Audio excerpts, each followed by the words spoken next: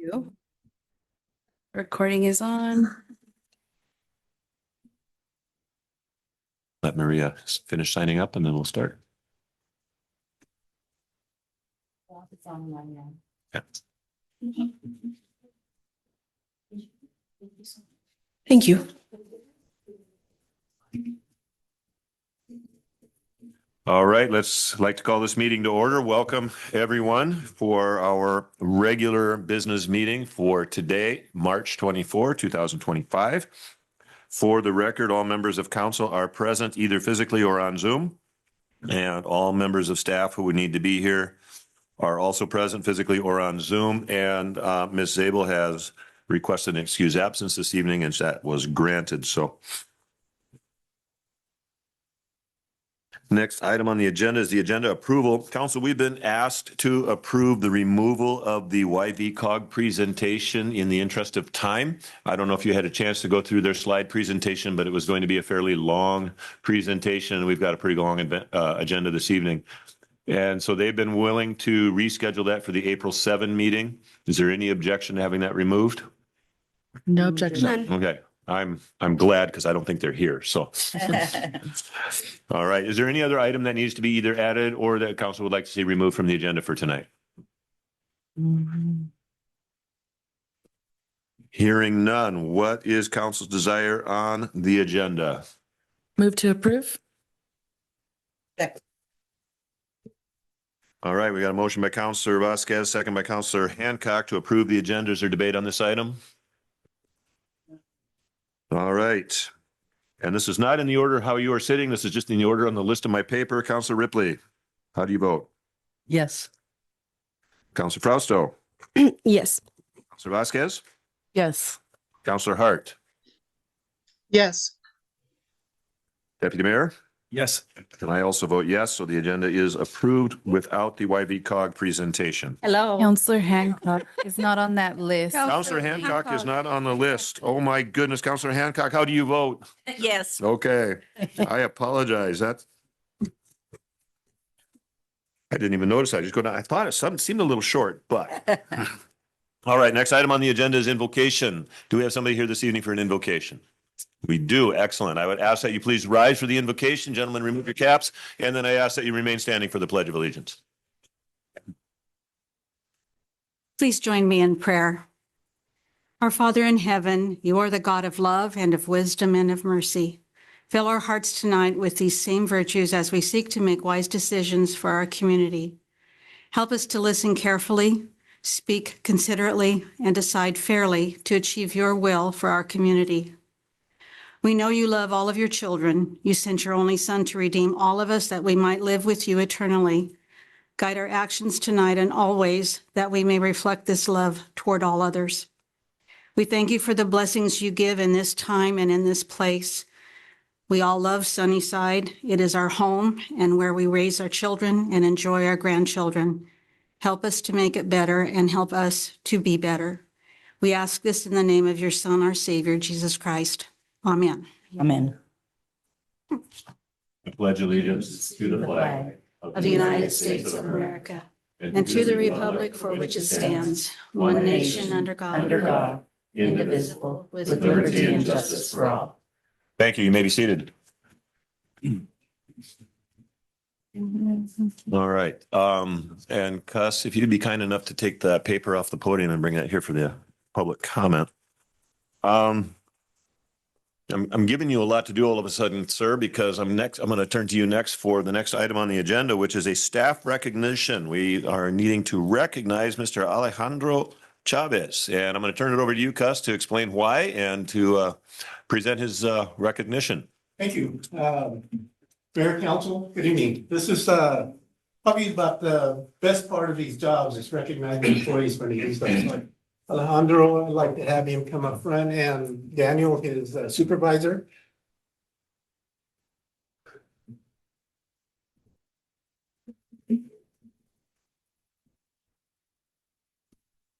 And when I came on board here a couple months ago, met with public works employees, and Daniel was sharing that his department right now, he's the only one that was currently certified to be an operator. Would it be possible for you to speak into a microphone, just maybe pick that up or? Yes, I had Supervisor of the Water Department, Daniel Tiliano, I'm going to sit down so I can. Sure. Shared with me that he was needing to get employees certified, and the Department of Health requires operators, if you can be working in a water system, to be skilled.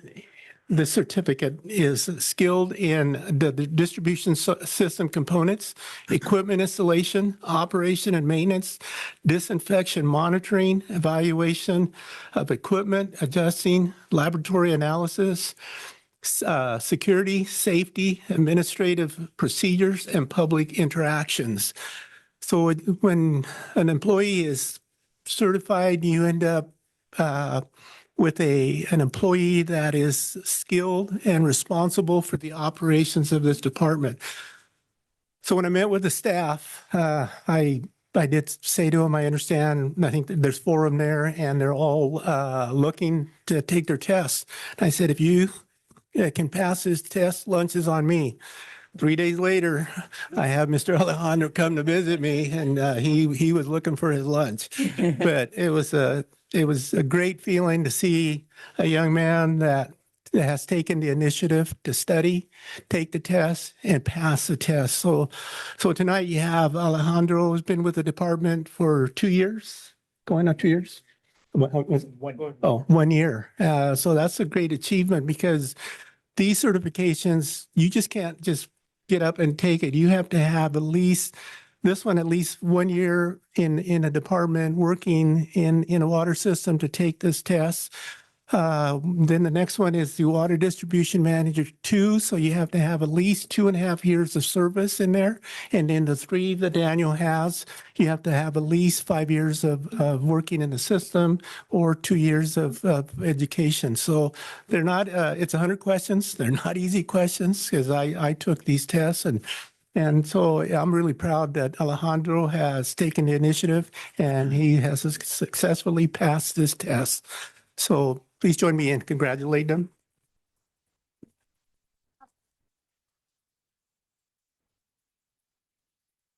So Mr. Chavez, if you could turn around and face the audience so that everyone in the room can also congratulate you with their smiles. And And if we could get his supervisor to say something. So Alex started last year, March of 18. So it's been a little bit over, it's the 20th? 24th today. Yeah. Just a little bit over a year, and he has been exceptional to work with. He's a sponge. Everything we have him do, he just retains everything from the computer work to technical work to doing samples. He's amazing. So thanks again. Thank you for the recognition that you have given him. This is important for all public works to be recognized. So anytime someone does do something that spectacular, it's great to be recognized, and I'm proud of Alex. So thank you, Alex. All right. And Alex, this is something to be proud of. So you have every right to feel great about yourself. And I think council members would like to congratulate. If you want to just shake hands with all the council members, I'm sure we'd like to congratulate you on that. Good job. Are you getting a picture? Congratulations.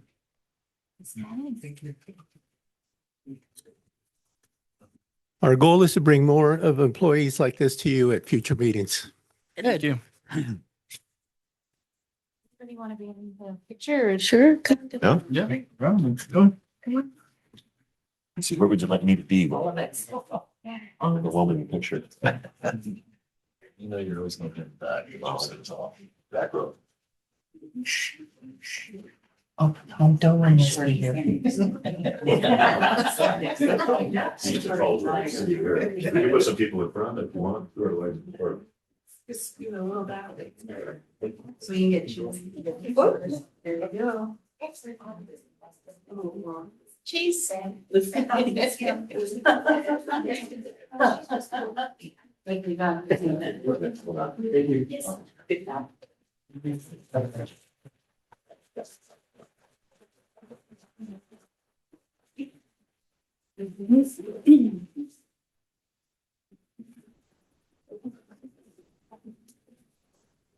And those are the fun things to do, to be able to recognize people and honor them for their achievements. And as I understand it, it is not an easy process. And so, yeah, that is cool that he got that done. So the next item on the agenda is public comments.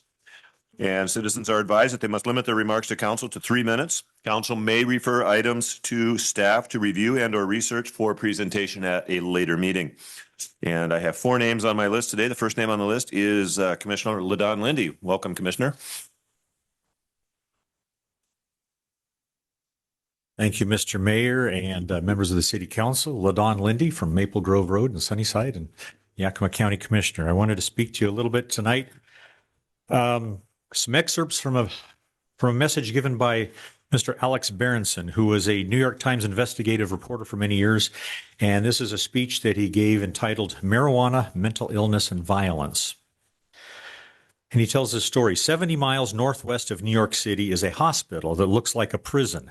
Its brick walls wrapped in layers of fencing and barbed wire. This grim facility is called the Mid-Hudson Forensic Psychiatric Institute. It's one of 3 places the state of New York sends the criminally mentally ill or defendants judged not guilty by reason of insanity. Until recently, my wife, Dr. Jacqueline Berenson, was a senior psychiatrist there. Many of Mid-Hudson's 300 patients are killers and arsonists. At least one is a cannibal. Most have been diagnosed with psychotic disorders like schizophrenia that provoke them to violence against family members or strangers. A couple of years ago, Jackie was telling me about a patient there. In passing, she said something like, "Of course he'd been smoking pot all his life." "Of course," I said. "Yes, they all smoke." "So marijuana causes schizophrenia?" I was surprised, to say the least. I tended to be a libertarian on drugs. Jackie would have been within her rights to say, "I know what I'm talking about," unlike you. Instead, she offered something neutral like, "I think that's what the big studies say. You should read them." So I did. The big studies, the little ones, and all the rest. I read everything I could find. I talked to every psychiatrist and brain scientist who would talk to me. And I soon realized that in all my years as a journalist, I had never seen a story where the gap between insider and outsider knowledge was so great or the stakes so high. That's all I'm going to read for this excerpt. If you'd like to see more, I'm welcome to share it with you. I'm happy to do that. But I just wanted to make this point. I think as you look at this issue about recreational marijuana in the city of Sunnyside, I think there's very little potential as a revenue source, but there's a lot of risk to our residents, adults and youth alike. And I know that when you look at marijuana, like other issues, there are always going to be 3 groups of people. You're going to have some people that no matter what the law says, they're going to use it. You're going to have other people that no matter what the law says, they will not use it. But you also have this group in the middle that's undecided. And my worry is this, that if the city of Sunnyside puts out something that says, yes, we're going to allow it, what you're doing is you're sending a message, and you're especially sending it to our youth, that it's okay. Now, I realize that not everybody that smoked marijuana in their life is going to become one of these, rabid criminals like has been described here. 15 seconds, sir. But how do you know which ones they are? Thank you. Thank you, sir. Next name on my list is Sharon Dolan.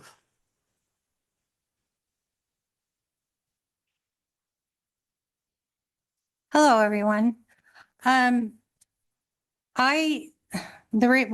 back. We asked for a meeting with Debbie Zabel, and I don't know if she wasn't here today or she never got back to us about the meeting, but I have some questions for council that I would like you to consider. And that will impact, not only kind of impact previous council, but also may impact all of you that are sitting up there now. We have a question about the enterprise funds. And we were wondering if when she took over, if those enterprise funds were all lumped together. There's RCWs that say how you're supposed to borrow from the enterprise funds. And in 2022 and 2023, if those ARPA funds were lumped together, were those RCWs followed? That could put the city into jeopardy. And at the end of 2024, council approved use of ARPA funds to get through the rest of the year for city operations, to make payroll, et cetera. That was $2+ million. What happened to the other $3+ million of ARPA funds? Have those been accounted for? Or do we know, or were those funds also rolled into the general fund? Did the previous council approve that, or were they aware that that was happening? These two items could affect the city in future state and the ARPA, especially federal audits. A lot of cities and school districts are having that issue with the ARPA funds because when you sign up for those, they were use specific. And if you deviate from that, as was discussed with the council, you have to pay fines, penalty, and interest. And so before the city spends a bunch of money on things, I think we need to investigate all those because we may be ending up having to pay money. And if we buy new trucks and do things, it could really hurt the city. Thank you. Thank you. And those are good questions. Yes. Next name on my list, Britt Moore. Good evening, everybody. Britton Moore, Sunnyside, Washington. A couple questions. I echo what Sharon said. We had tried to make contact with Deb Zabel, did not hear back, had a few questions for her before she leaves. I know she's got about a week and a half left, so I don't know if she'll have time to meet with us. So these questions are going to go to you. She had mentioned that the $140,000 opioid money, she had found it and put it into the budget. My question is that money comes in installments and we have not received all of it yet. So where did she find the $140,000? So that would be something, I'm sure is a simple answer, but it just needs to be clarified. Other question, maybe I missed this along the way in a meeting. How much will the city actually receive for the pool with the new taxes per month? I wasn't clear on that question. Comment, Jackie's been doing a fabulous job with records requests. Appreciate all her hard work. I try and make it as easy as possible for her and simplify the time. But there are records and documents that are missing. And that is not good accounting. For a past city manager that was our finance director, and for a finance director that claimed to be very good at her job, a lot of things were not turned in regarding finances. So I'm going to urge you again to consider a forensic audit. Past council, we know that the things that they were looking at was not either true or there. Here's new council. We're going to run into financial issues down the road. You do not want this past mess to fall in your laps, and that's where it's at now. So if we can get some clarification on what happened and where some of that money went, that would be a good thing for us to consider. Thank you. Thank you. And as an FYI, the manager and I have been talking about a forensic audit and when would be the best time to conduct that. So that is something that's been a part of our discussion. And final name on my list is Maria Fernandez.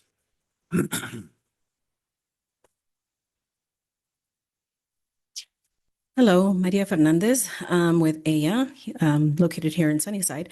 I wanted to address probably some of the most important items on your agenda, and that is the proclamations for Women's History Month and Cesar Chavez Day. I think at this point we know that there's no need to even debate the importance of those proclamations. We just need to recognize how women are integral to our communities worldwide, and that Cesar Chavez is always going to be somebody that inspires our community, our Latino communities everywhere around the world as well. And so I just wanted to lend my support for recognition of these two particular days, and especially with Cesar Chavez Day, given the fact that it is such an enormous part of our economy here. And so we should recognize all farm workers and everything that they contribute to this community, that they are the backbone of our community. So I'm glad to see the United Farm Workers here, eagerly awaiting the proclamation to be signed. I also wanted to address the comments that were made at the last meeting and at this meeting, particularly by our county commissioner. I think it's highly inappropriate that you would take to the podium to fearmonger around the use of cannabis and comparing that to people who murder and are cannibals. I don't know of one person who uses cannabis that is resorted to murder or cannibalism. So really, if we want to deal with the issue of addiction, we should be talking about getting to the root causes of addiction. We live in a very depressed area. I would think that county commissioners would spend their time well in developing a better economy, diversifying the economy, making sure that we have jobs readily available that pay living wages, not just exploitive ag industry and dairy industry jobs, right? I would also say that helping to develop innovative youth programming would better serve our community than fear-mongering, and bringing mental health resources to our community would better serve the community instead of fear-mongering. I would also like to address Jim Stevens' comments last week about the ACLU lawsuit against the Sunnyside School District, calling it disgusting, that is not a community that he recognizes. Of course, he doesn't recognize that part of the community because he is not a part of that community. He has not been victimized by racism and discrimination. So of course he does not recognize that. He also was referencing Stephen Hassan, who is an expert in cults, and he is. I actually agree with him that should be recommended reading because he also wrote a book on, specifically, he wrote the book on the cult of Trump. So a leading cult expert explains how the president uses mind control. So yes, we will agree on that point. Thank you. All right, and that is the last of the public comment. I don't see anybody rushing the microphone to get their name added, so. You may, yeah, approach the microphone, state your name, city of residence, and then you have 3 minutes. Oh, didn't realize I needed to sign up. My name is Gracie Sexton. I am with the Washington State Department of Agriculture, and I live in the city of Grandview. But I am the outreach coordinator and specialist for the Japanese beetle eradication project. And I think most of you here probably heard about the Japanese beetle. I'd like to thank the city because they do allow us to keep information for the public there. So I'm just here to encourage folks, people that live in Sunnyside, Mapton, Grandview, to sign up for the free treatment that's coming up and starting up on April 1st.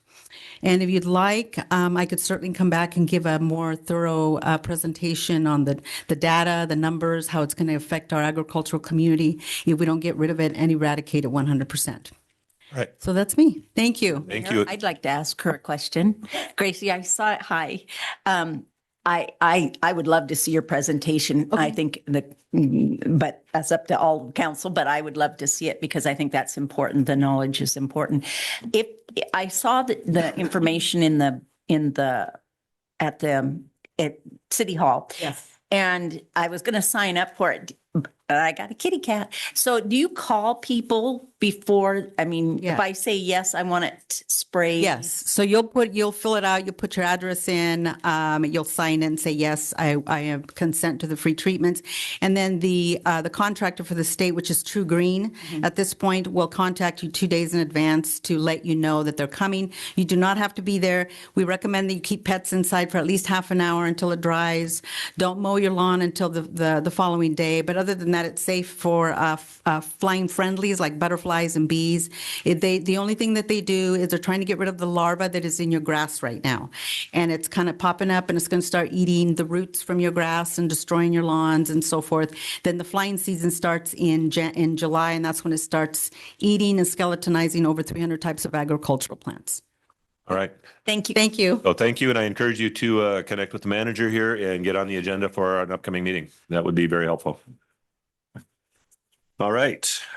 Consent agenda. Consent agenda consists of the following: payroll vouchers. Approve payroll voucher numbers 119708 through 119714 and wire transfers as listed for $610,062.37 for the period ending March 15, 2025. Claim vouchers.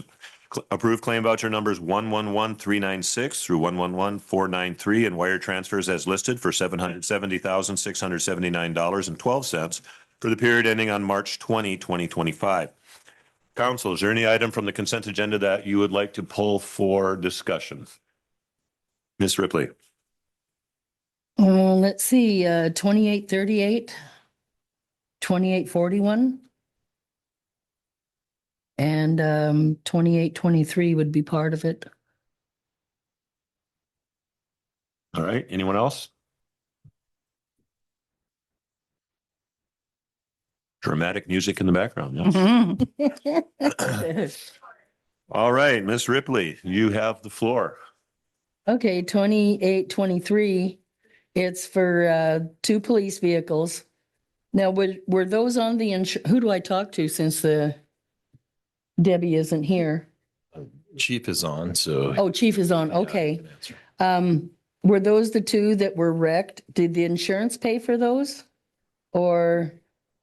Currently, we're getting the vehicle built. Say that again? Chief, are you able to repeat that? Yes, are the 2 vehicles. Can you hear me? We can now. Okay. Yes, those are those vehicles. We're waiting for them to get built out with the lights and sirens and that type of equipment. Once that is done, the total cost will get turned over to the insurance for reimbursement. Okay, and then you needed scanners and printers and laptop and docking station for them. Yes. Can those be used out of the old vehicles, or do you have to get brand new items for that? 2 things on that. The first one is our computers that we needed are newer. As we upgrade computers, we're upgrading the docking stations. So we needed the new docking stations. However, that is part of the collection of receipts that we will turn over to the insurance. Okay, that's what I need to know. Yep. Thanks. All right. All your questions are answered to your satisfaction, ma'am? Yes. Okay. There being no other questions, what is the desire of council on the consent agenda? Move to approve. I'll second.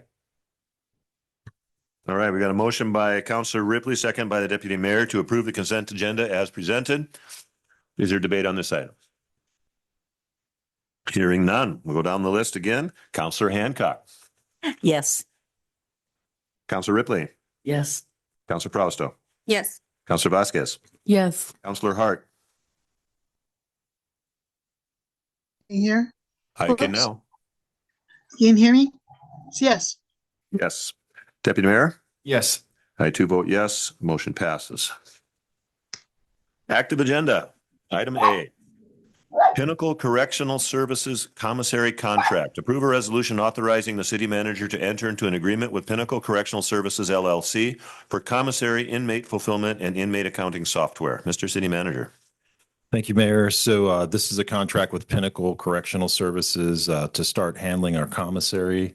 Really happy and proud of Chief. We're asking people to figure out creative ways to save money. So I'll tee it up that way, Mr. Mayor. All right. Chief, did you want to add anything to this? This is going to save a lot of staff time, and it's something that we've needed to do for a long time. I can tell you that. Okay. Council, questions for either the manager or chief of police? Yeah, I have questions. The report, the summary doesn't tell me how much we're going to be saving. I don't see dollar amounts here. I don't see, if I'm going to approve it, I want to know, I would like it to show the savings. I would like the public to see the savings. I would like council to see the savings. And I just felt like this was maybe not a complete summary. Chief, are you able to speak to that? As far as savings, I don't have that information right now. But as far as cost, there is no cost to us. What the inmate will order the items through money on their account. Pinnacle will fulfill the order, mail it to the jail. The corrections officer will open the package, confirm nothing's damaged, and hand it to the inmate. Then we're out of it. There's a small percentage that we will get from that. And this, well,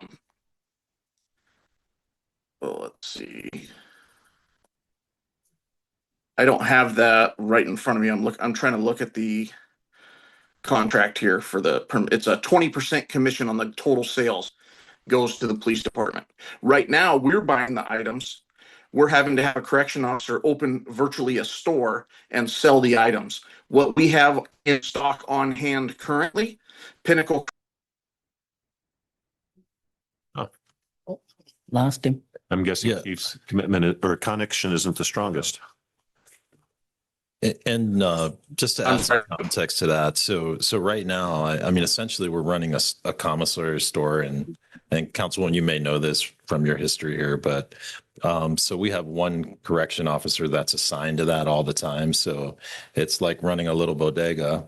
So we have to keep things on hand, and then sometimes things expire. So we're fronting some of those costs, and then the actual manpower to keep this store up and running. So our corrections officers could probably open a little store somewhere in Sunnyside with all the history that they have, just managing this. So, I mean, essentially in 2025, it's almost like a little Amazon system and we're taking advantage of the technology. So it obviously eliminates the manpower and the need for a full-time corrections officer who could actually be watching the jail, that doesn't have to dedicate that time. And then it just takes a lot of the rigmarole out of it. So, it's hard to quantify the savings in terms of, I mean, we can get you that information and I think what we can do is look at the history of what we've bought, sort of the rate that it's being purchased, and then the number of man hours that go into managing the store. So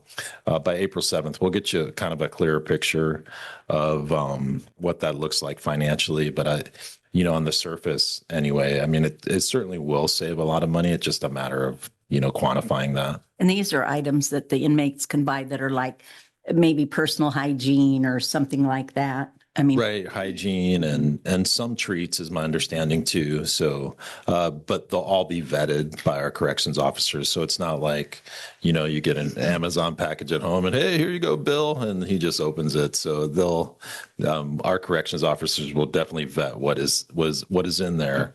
And there's a selection list also. It's not. So they can't necessarily go rogue and buy their own items. So it's monitored and it's very systematic, and it's a really neat system. And we're pretty thin in our corrections officer stuff. They do a great job managing it, but this will free up corrections officers to focus more on safety within the jail. so Pinnacle is charging us nothing. They're just taking their sales of the commission and then giving us back 20%. Yes, which is the beauty of it. So, there's not an investment for us. So it's a win-win on both sides. And I think the big savings for us is going to be the time savings, because we don't have a correction officer dedicated to servicing that little area all the time. And it allows them to be doing other areas where it's important, because like as manager said, we don't have an overabundance of correction officers. So further questions or comments, Mr. Deputy Mayor? So Ms. Hancock's question was pretty important to me as well. I do want to know what, kind of savings we're going to be saving, and if it's going to free up the correctional, an officer. Do we currently have a position open for a correctional officer that we can eliminate? Also, I know in 2024, we made, I think, over $60,000, I guess, profit in, the commissary. And we're getting 20% back from this outside contractor, which is good, right? It eliminates a lot of the extra stuff that we have to do, but we also need to figure out if we need to cut hours for those correction officers, or are we going to eliminate a job? I mean, we kind of benefit. And Deputy Mayor, in terms of, I just met with the corrections officers a couple months ago, and they gave me kind of a rundown of their manpower and the way things shake out for them. And Washington State is very interesting. We don't necessarily have a lot of provisions for jails right now. So the way it was explained to me, there are times when there is one, actually most of the time, when there's one corrections officer that manages the entire jail. And when they have a situation where an inmate gets violent, they are by themselves typically, unless there's a police officer that just happens to be at the station or comes off the road. So, yeah, and my understanding is that this legislative session, legislators were looking more closely at putting real provisions on the jail system. So the rubber is ultimately going to meet the road in terms of our staffing level. So at this point, I mean, we're fortunate, knock on wood, that nothing has happened, but we have a really seasoned corrections officer crew that just fortunately we have many men and women that have been there many years. We're just lucky that way. But yeah, you typically have one person that is managing our entire jail, sometimes up to 75, 80 people. So, in that sense, I don't think we can afford to eliminate anybody, in those, the way it's structured right now. But I think what we can do is we can quantify and bring you guys back like actual numbers and figure that out. But because I mean, the reality is this system will be there by April 7th during our next council meeting, and the savings will come ultimately. But yeah, I think it would be a good idea to quantify some of those numbers for the group. I have another question for the city attorney. Section 6, subsection B, were you able to read that, I guess, inspect it and make sure that this, it has enough language that protects the city from legal risk if in case of a public records dispute? Oh, yeah. You're talking about the Will public. you please speak into the microphone, sir? I don't have a copy of the contract in front of me. But are you talking about the public record? Yeah, I wrote that. I added that. Originally it didn't, but if you look at it, the first two sentences says the city of Sunnyside and the police department are governed by and subject to the chapter 4256 RCW. Yeah. That's the language I added. Earlier version didn't have that, and it probably would not have been okay. So it says that, yes, all of our records are public records, and to the extent we can, consistent with the Public Records Act, we will treat your records as confidential. So I do think it's appropriate. Okay, thank you. All right, I saw another question down the line. Was that you, Ms. Vasquez, that had a question? Yeah, so I had a question on page 79. It says the contractor will charge a $1 fee per transaction for inmate phone PIN debit transfers. And then right below it says contractor will charge $3.50 or 10%, whichever is greater for any of the online inmate deposits. So my question was just, is there a current fee established right now where if they do purchase something from what we have in stock, is there a fee, an additional fee? Is that fee the same? Is it less? Is it more? Chief Lehman is back online. Let me see if he can hear us. Chief, are you able to hear us? I think so. I've got my video off.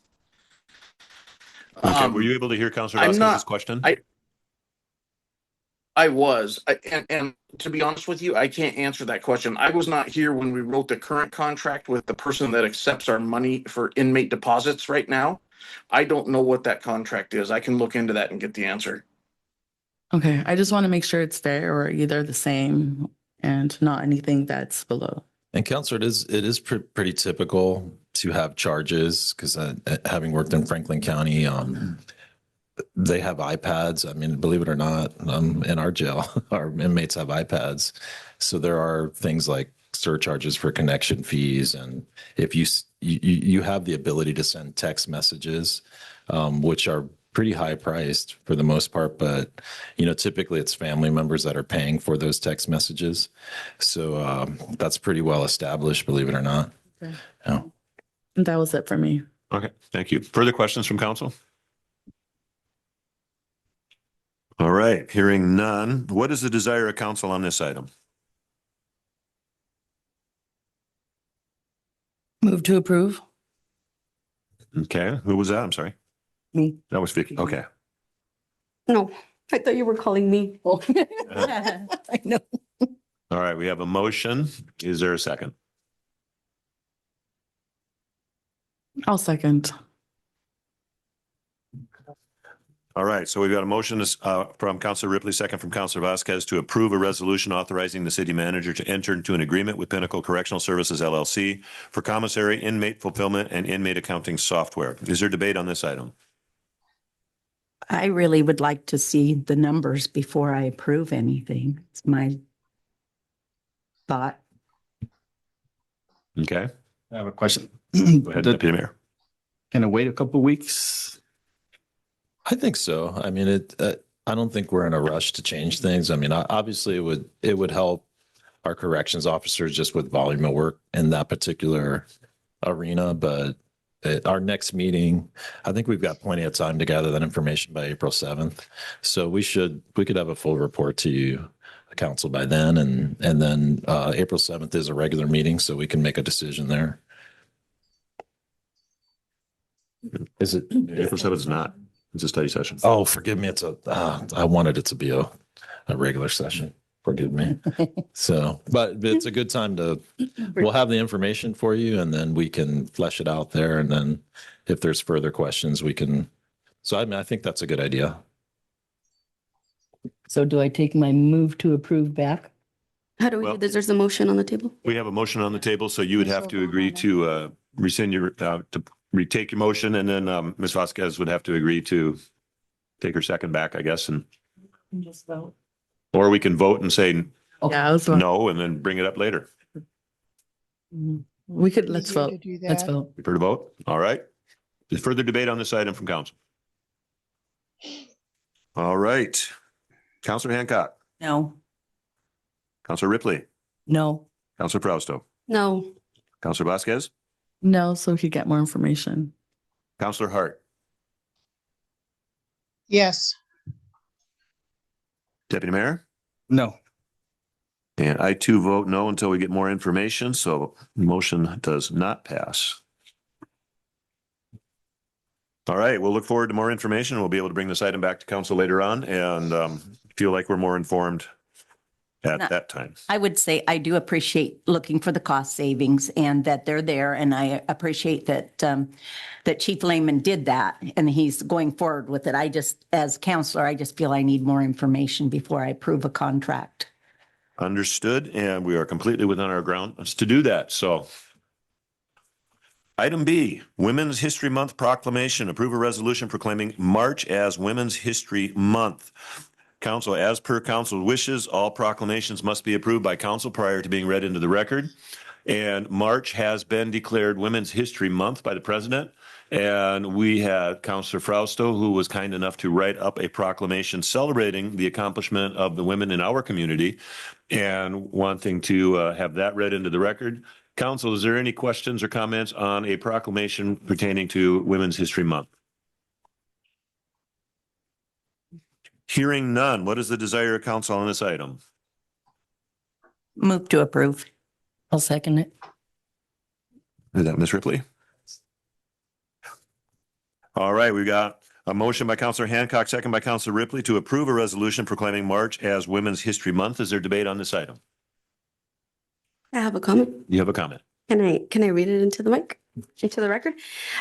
So I see so many fierce leaders, mujeres, women in the audience. I really just wanted to take a moment to acknowledge and recognize each and every one of you. I said this during a United Unidos gathering last week, and really it is the women who lead this community, who drive this community, and this city was really built on the backbone and on the shoulders of many women from different backgrounds and experiences. And so today we honor women who have paved the way for many of us.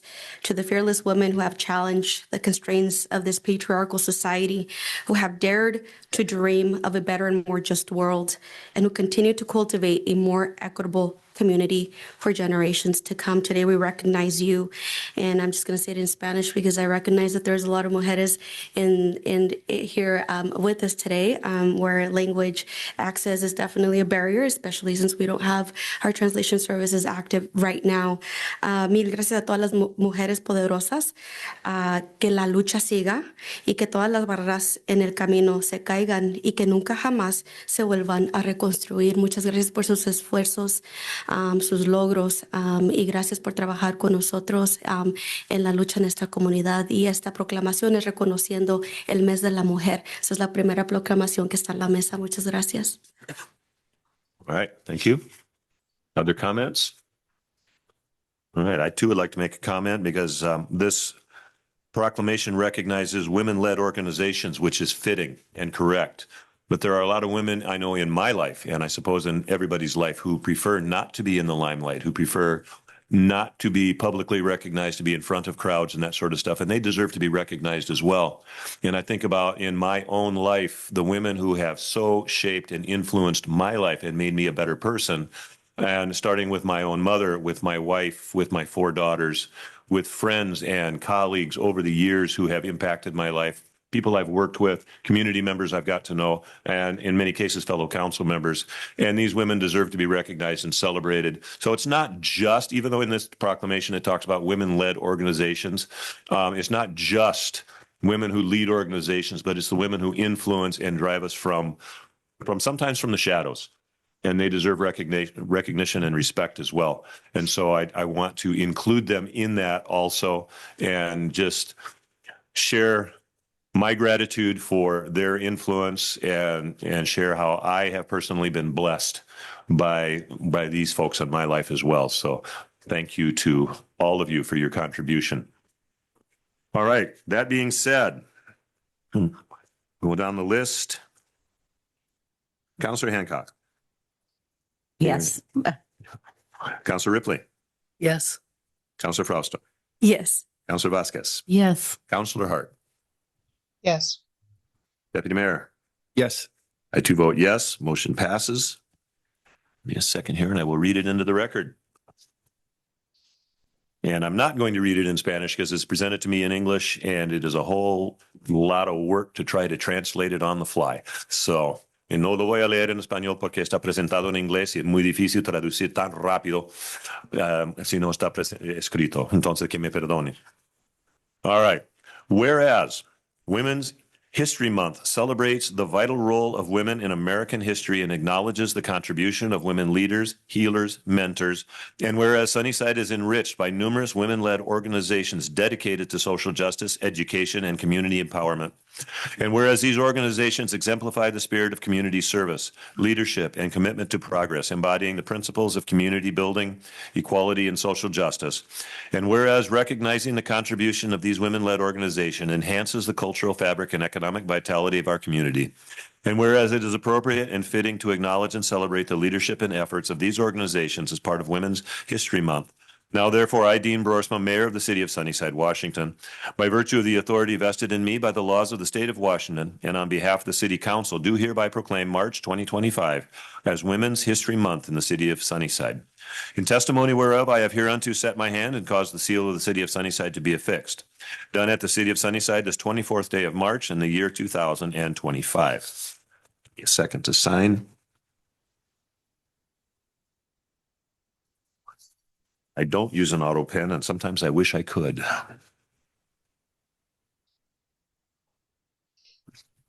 And we're going to keep one copy, and I'm going to give another copy to Councillor Frausto to give to who she wishes, as she is the one and the author of this. And so, Councillor Frausto, there's your copy. Here, no? All right. Item C. Cesar Chavez Day Proclamation. Approve a resolution proclaiming March 31, 2025 as Cesar Chavez Day. Council, we have before us a proclamation honoring Cesar Chavez and recognizing his contributions and especially the impact on our community here in Sunnyside. Is there questions, comments, or debate on this item? No, just that I know that he's been an important part of this community, important part of our agricultural, so. Okay. Other comments? Yes, Ms. Frausto. To give a recognition to I think the members of UFW. Muchas gracias por estar aquí con nosotros. Está enfrente del alcalde la proclamación otra nuevamente de el día de César Chávez. Y tengo unas palabras muy rápidas que les voy a decir, y es reconociendo que el trabajo de César Chávez y Dolores Huerta es un testimonio a la fuerza que somos en comunidad.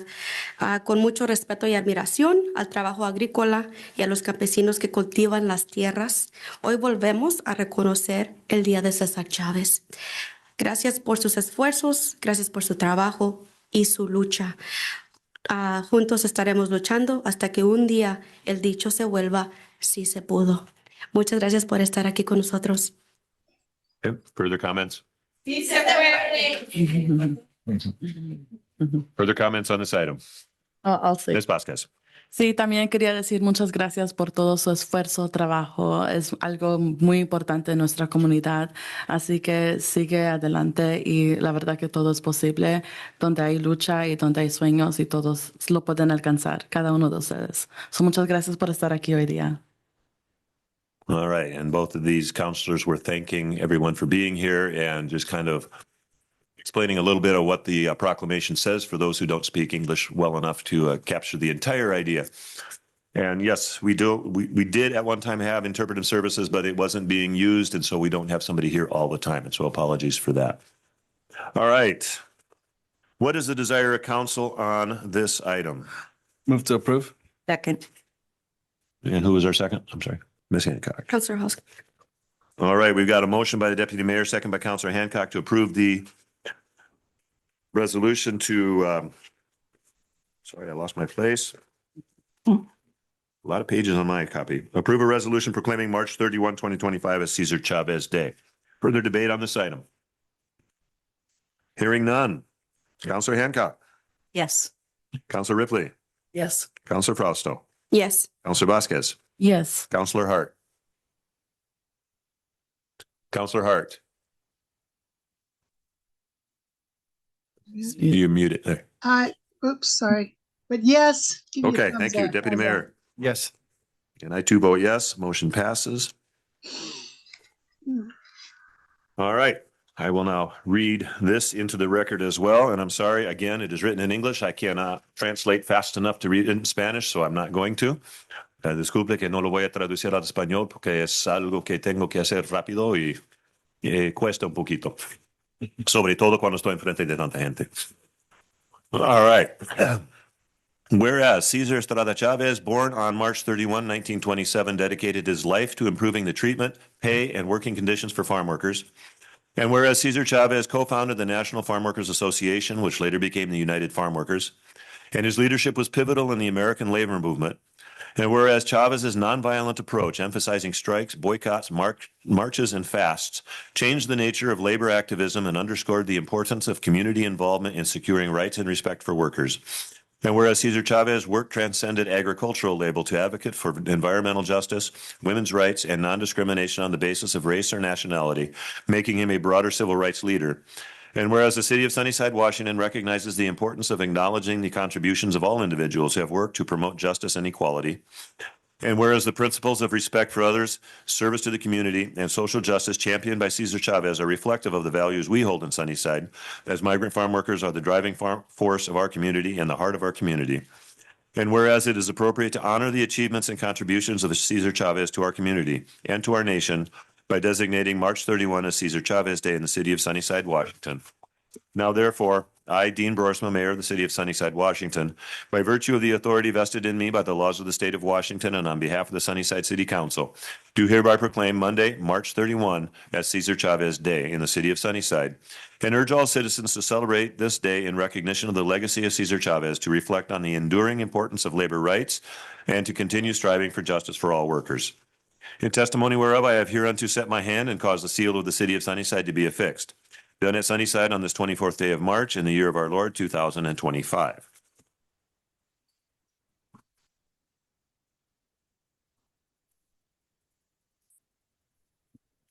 And again, I will give the second copy to Councillor Frausto. I'm sure she wishes to award that to some of the folks who might be here.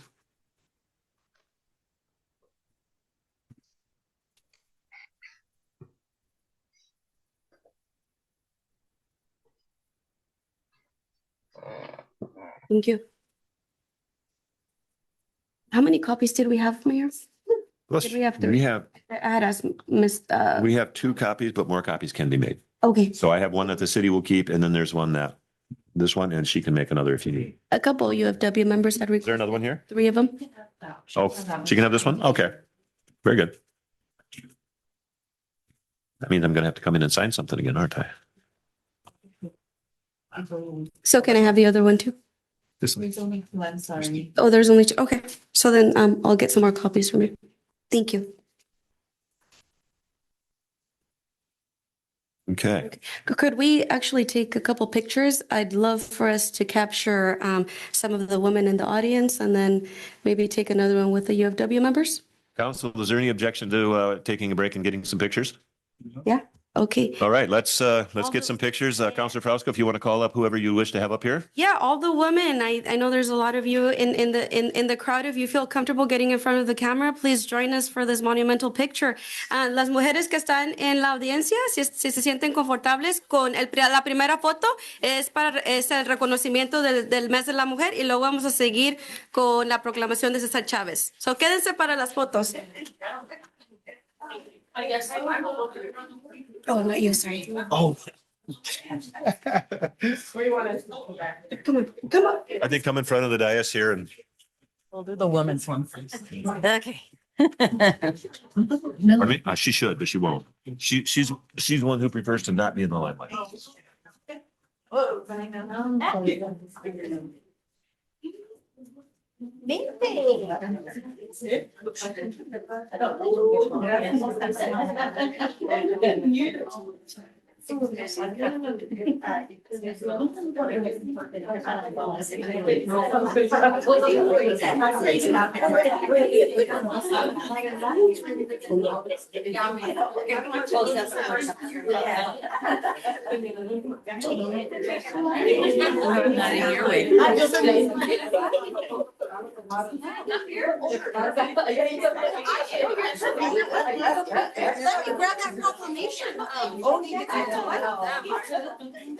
I'm so sorry. I'm gonna hand you. Can everyone get like real close together so we can everyone roll?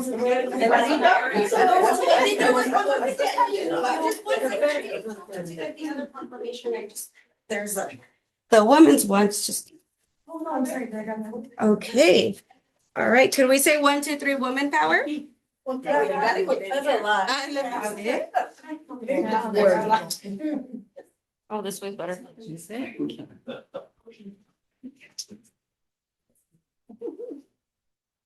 Ready? 1, 2, 3, women power.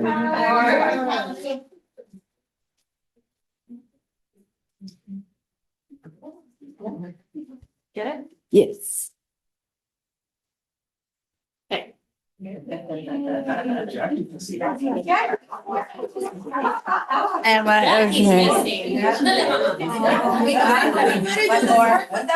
Your arms up enough for a selfie though, Jackie. You're fine. You're not. You're too Ready? short to cover me. First time I've ever got to say that. Okay.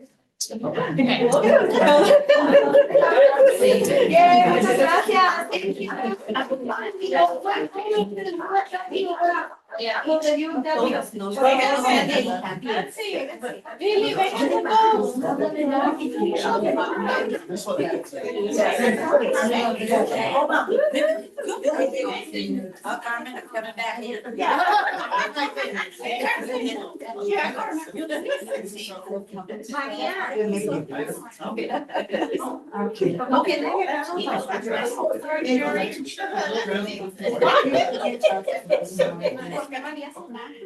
No, you said I'm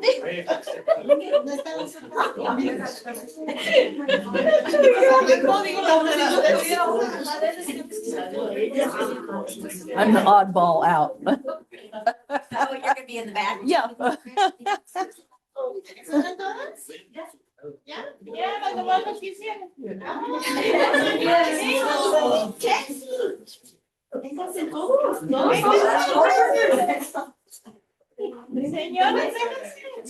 Doing, go.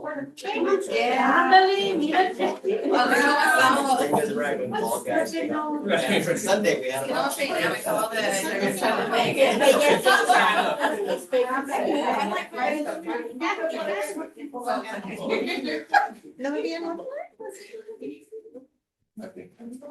¿Listos?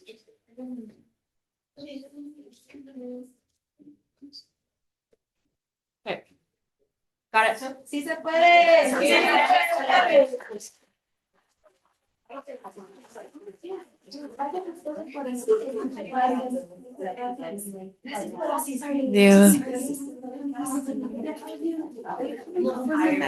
Hey, George. Real quick. All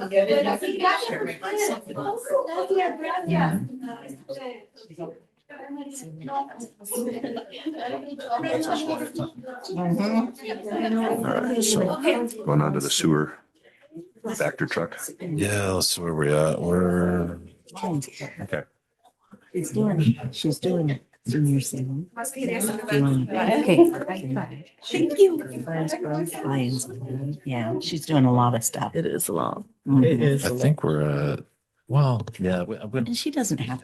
Valley County's gonna- we are going to skip all that. Oh, well, it wasn't. Yeah. Hang on. We still could have. No, that's, And you learn like examples where it's. Do remember your mics are live.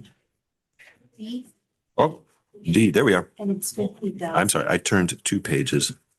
50,000. Yeah. Oh, shoot, my computer went off. Okay. Don't jinx me. Nope. I'm glad you caught that. All right, we're back in session, and lest anybody think that these types of things are trivial and meaningless, definitely you could see by the expressions of everybody involved in those photographs that this was important, and these recognitions were important to people. And so it is a valuable thing that we can do in the community. As Cuss was saying earlier, this is the fun part of the job when we get to recognize employees, but it's also a fun part of the job when we get to share important things in our community with community members as elected officials. And so that means a lot to all of us as well. And even though I wasn't the one in the picture, it was certainly fun watching all of you getting photographed and the fun that you were having and the joy you were experiencing doing that. So these are important things, and it means a lot to our community. So it means a lot to council. All right, we're going to continue to move forward. Item D, Yakima Valley Conference of Governments, YVCOG Technical Assistance Contract. Approve a resolution authorizing the city manager to enter into a technical assistance contract with Yakima Valley Conference of Governments. And I have a note here that the cost on that is $50,000. So in case we are going to have that question come up, Mr. City Manager. Thank you, Mayor. So as you mentioned, each year the city of Sunnyside is provided the opportunity to enter into a technical assistance contract with YVCOG, that's the Yakima Valley Council of Governments. The contract does not include any specific projects, but forms the basis of the city and YVCOG to enter into this project specific agreement. So to give a little bit of context to the $50,000. So it's more of sort of like a revolving line of credit, if you will. We don't anticipate that we'll use the entire 50,000, but it allows us not to have to come back and get a budget amendment each time. So I don't know the specific amount that we've spent over the past couple of years. Not a lot, because we didn't have a economic development director, and then we didn't really utilize them. But I'll ask Cuss to give a little bit more context. My understanding is they can provide planning services. They can do short plats. They can, I guess, in layman's terms, they can do some of the more simpler upfront processes when someone comes in to maybe develop a parcel of some sort. So let me toss it, Mayor, if you don't mind, to Cuss and have him give a little bit more context on that. Cuss, it's all yours. All right, thank you. YVCOG, when I was in Grandview, we used them with all of the subdivisions, public hearings, rezones, and they have staff that are planners that will help prepare the staff report and helps navigate staff to keep us within the lines that we're supposed to work within. So the staff that is there currently, I've worked with them before, and they're very knowledgeable in land use items. So and the way that they invoice you is if you have a subdivision, for example, the hours that they spend in it, that's what you're going to pay for. So it's not just because you appropriated $50,000 that you're going to expend the total amount. It just depends how much you reach out to them and how many land use items you have for them to deal with. So they're very good to work with. And this is until we fill the position of economic development director, correct? Well, you can have it going if the new economic development person, as he comes in, needs to have somebody to help them address a land use issue. He could reach out to him, or if the new person comes in and he's fully knowledgeable, then the usage will be minimal. Okay. Yep. But this is a resource that YVCOG offers cities in the valley, and this is an opportunity that we have to take advantage of that. We just need to approve the funds. Questions from council? I have questions. Again, I would like to see when we get these items that we get the financial impact, what we did spend in 2024 and 2023. Was it close to the 50,000? 50,000, I would say, is coming out of which fund? It's coming out of planning, or is it coming out of general fund? Yeah, it would go ahead, Cuz. And typically, if you have a subdivision, there's a fee that the developer has to pay. If it's a short plat, it's the same thing, long plat. There's some fees that developers do have to pay, and it does go into the general fund, and the general fund then provides the appropriation.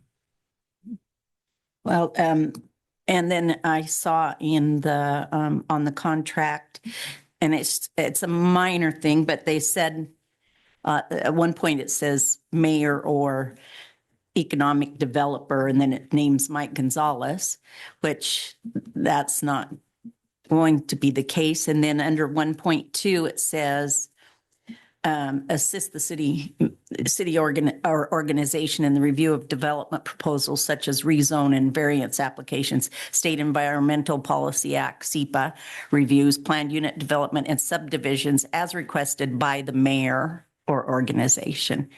So we meant to be manager. Yeah. I would think that in both places that needs to be changed. Mayor, this agreement is a template that YVCOG has, and they just do a general contract, but we can make those changes. Yeah, for Sunnyside, it would not be appropriate that it would be the mayor that would be the one that would do that. It would be the city manager. But we can definitely make sure that that language is changed to reflect that. And that was a good catch, Ms. Hancock. Yeah, and there's another one up above where it names Mike Gonzalez. It says name of mayor or economic development. We only are able to change the wording in blue, but I can talk to them and see if. Well, if you just put in there city manager Mike Gonzalez, I think that clears it up for me. But the mayor, the 1.2, that mayor needs to go away. Yeah. This is Mike Gonzalez, city manager. On the bottom, but if we scroll up towards the top, that 1.2. Yeah. Yeah, under the initial. 1.2, assist the city organization review that development requested by the mayor of the organization. So that Mike Gonzalez, city manager, here on to duly authorized. Well, then this is an old one too, because it's still got the conference chair. That's Jim Restucci. I was going to say he hasn't been the mayor for a couple of years. Yeah. Yeah, we can only change the blue wording, but it's just like a fillable form that they send, but I can talk to them about just updating any of the language since this is a generic template they send to any city, like other cities that have a mayor instead of a city manager. But I think it would clear it up enough if you just, in the blue, if you just put in city manager Mike Gonzalez. I think that would make it very clear about who has the authorization to do it. I think that was a very good catch, Ms. Hancock. So thank you for that. Further questions or comments on this item? I have one question Councilor on Vasquez. 1.2. So that's pretty much everything that they will be assisting the city with. It's the development proposals such as rezone, the variance application, State Environmental Policy Act. Are these kind of the things that they'll be focusing on for the most part? Counselor, I would say it's more a la carte. I mean, there's times you need them for certain things. You know, like I said, you might need them for a short plat, you might need them for a SEPA review. And I think that's the beauty of YBCOG is when they explained it to me anyway. In 2024, we did not use them at all for this particular endeavor. But so yeah, and Cuss, can you expound on that a little bit? Because that's the beauty of YBCOG is it's very versatile, like in terms of what you can use them for. Right. I mean, it's trying to think what else that we would have Yeah. used them that. And I guess my question is like, are we able to use them for other things that are not mentioned on here? Would we have the access? I would say, and go ahead, Gwen. I'll just chime in. So one of the big things they do, at least they're doing throughout the valley right now, is helping everyone update their comprehensive plans, your shoreline master plans. They do some of that big scale planning that you're required to do by law, but it's very difficult to do because it's time consuming. You have to put on a whole bunch of public hearings. So that's a common thing they're doing right now, and they can help you with. And I'll just say I represent a number of cities that aren't in Yakima County who don't have access to IVCOG, and it's really tough for them because it's hard to find planners. It's hard to find planners who can do all of the different things that you need to do. And to answer your question, you know, as a city, we sit here and we don't get to pick who applies for permits, right? People just show up and they want to do this with this piece of land. And so, you know, YBCOG is there with planners to help us guide through whatever sort of comes your way. But it's land use planning. Sort of beyond that, I don't know, they can do much, but. Yeah, they also do mapping, traffic counts. A lot of times when you have a comprehensive plan that is due, and they have a number of cities that they're doing, they also apply for fundings and they are able to provide a grant to get the documents done, paid by the state. So they're very knowledgeable. Okay. That's good. Thank you. Councilor Frausto. Is this the first technical assistance contract that we signed with YBCOG? Or have we been doing it in the past? Typically every year. Every year. Every year. And so they do, I think you mentioned SEPA reviews. So when Trevor Martin was here, when the conversation arose about the biodigester that's being built over on Sunnyside Mapton Highway, Trevor Martin said that he himself conducted the SEPA review. Is that correct? Or correct me if I'm wrong. And why did we not leverage YBCOG or a third party during that time? You weren't here, but. Well, I understand. I did SEPA review in Grandview. There's different levels of the SEPA reviews.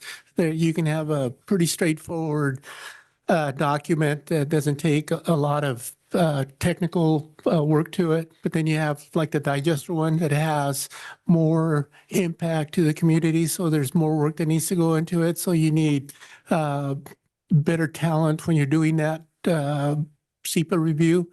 There's items in a SEPA review where you might require a traffic analysis report. So sometimes it depends on the size of the project. So if they didn't have projects of high environmental impacts, maybe the staff person decided to do the evaluation himself. But if we have like right now, we're doing one for YVH, and because of the location, it might take some assistance from them. So it just depends on the project.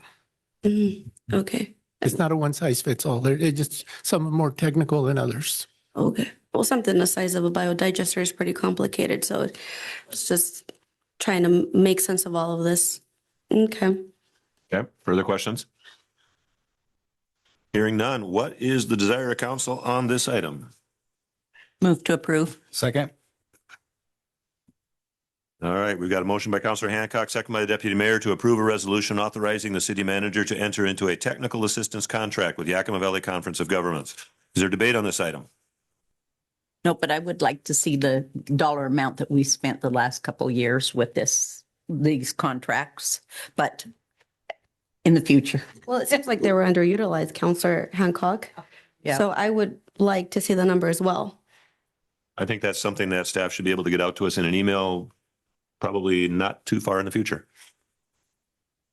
We'll get on that. I see Cuss making a note of it. Thank you, sir. Thank you. All right.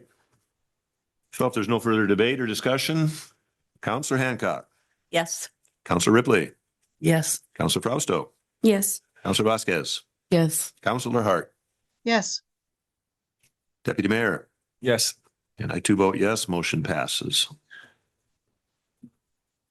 Item E, interlocal agreement with the Yakima Valley Office of Emergency Management for Emergency Management Services. Approve a resolution authorizing the city manager to renew an existing agreement with Yakima Valley Office of Emergency Management. Mr. City Manager. Thank you, Mr. Mayor, and I will tell you the cost of this right off the bat. So it's $17,000, and I would ask somebody if somebody doesn't mind closing the door, because there's as a parent, I know the pain of a screaming child, and I can empathize with that parent. So, but I think it's permeating into the room here. Thank you, guys. So where was I? So yeah, so we're talking about Yakima Valley Office of Emergency Management, and this is the agency that conducts drills, really keeps us safe in the event of a disaster. So we re-up this annually, and this is an agreement that's necessary. It's Yakima Valley wide in the jurisdictions, and they really do a tremendous job. And speaking of YVCOG, they just presented at their quarterly meeting about all the different things they do, and Councillor Ripley and I had the opportunity to be there, and it was really a good presentation. Councillor, I don't know if you had anything to add in terms of their presentation. It was thought really fantastic. Well, is this where if you don't have this agreement with them, then FEMA will not pay? If we have a disaster here, FEMA will not pay? I can elaborate on that, sir, if you'd like. Go ahead, Chief. So while I can't answer that question specifically, it is required by the RCWs and WACs. I did quote MRSC in there, but if we do not have an emergency management plan or emergency management coordinator, we no longer become eligible for relief funding or anything along those lines. So it is definitely multifaceted, but yeah, it is a requirement as a municipality. I kind of cheated and just quoted MRSC instead of, but I cited it appropriately. But yeah, so it is a requirement. The other option really is that it becomes a service that is handled exclusively by the municipality, which, as we can all assume, would be substantially more than the dollar amount that it is costing us with this current agreement. So, and we've been a part of this agreement since at least year 2000. It might have been before that, but that was as far back as I could go and find in our record. So it's been ongoing for 25 years, and part of the agreement is it gets reevaluated and renewed every 5 years. I went to a mock disaster. Yep. And it was awesome. It really shows you exactly what they do there. And you always had to say it's a mock disaster. Just for some clarification too. So once this got brought to my attention as a renewal, I'm most certainly, as Mr. City Manager knows, I'm an advocate of, if we're going to pay into something, I want a seat at the table. So as of the beginning of this month, I'm officially a board member for the Office of Emergency Management. So we have our voice at the table when necessary. So Great. Good. So you're an actual board, because this shows you ad hoc as a alternate. So they treat the alternates as a voting board members. Okay. Because that was my question is, do we have a seat at the table? So, yes. Okay, Mr. Deputy Mayor. Is this amount paid every year or the 5 years renewal? It is every year to my understanding. Yeah. The annual fee. Yep. 17,000. And it's broken down. I did put there. It's at the appraised rate of $1.03 per thousand, and part of that is covered by an ongoing federal grant. So we actually are paying half and have been for some time. Right. And it's coming out of the general fund? That I believe so. I believe it comes out of the planning portion of general fund, as that's that's where it's been established up to this point. Gotcha. Thank you. Further questions or comments? Hearing none. What is the desire of council on this item? Move to approve. Second. All right, motion by Councilor Ripley, second by Councilor Hancock to approve a resolution authorizing the city manager to renew an existing agreement with Yakima Valley Office of Emergency Management. Is there debate on this item? Hearing none. Councilor Hancock. Yes. Councilor Ripley. Yes. Councilor Frausto. Yes. Councilor Vasquez. Yes. Councilor Hart. Yes. Deputy Mayor. Yes. I too vote yes. Motion passes. Item F, sewer jet truck, Vector truck purchase. Approve a resolution authorizing the city manager to purchase a new sewer jet truck by utilizing the source well contract number 10122V. Mr. City Manager. Thank you, Mr. Mayor. I'm going to send it right to Cuss. Sure. Thank you. First, I'll start with the Sourcewell Cooperative Purchasing. It's a process that allows members to buy goods and services from competitively awarded contracts. Sourcewell follows the competitive contracting law process to solicit, evaluate, and award contracts on behalf of its members. This saves members time and money in their search for equipment and technology. Sourcewell is governed by Sourcewell Board of Directors. Now, municipalities can buy smaller equipment through the state bid process here, but the larger equipment like backhoes, graders, dump trucks, you need to go to either do a competitive bid by establishing bid documents and go through the proposals. And you've had this piece of equipment on the list for about 3 years. And the holdup is staff was struggling to prepare the bid documents so they could advertise for this unit. And when I came on board, I said there was an easier process to go through the Sourcewell. And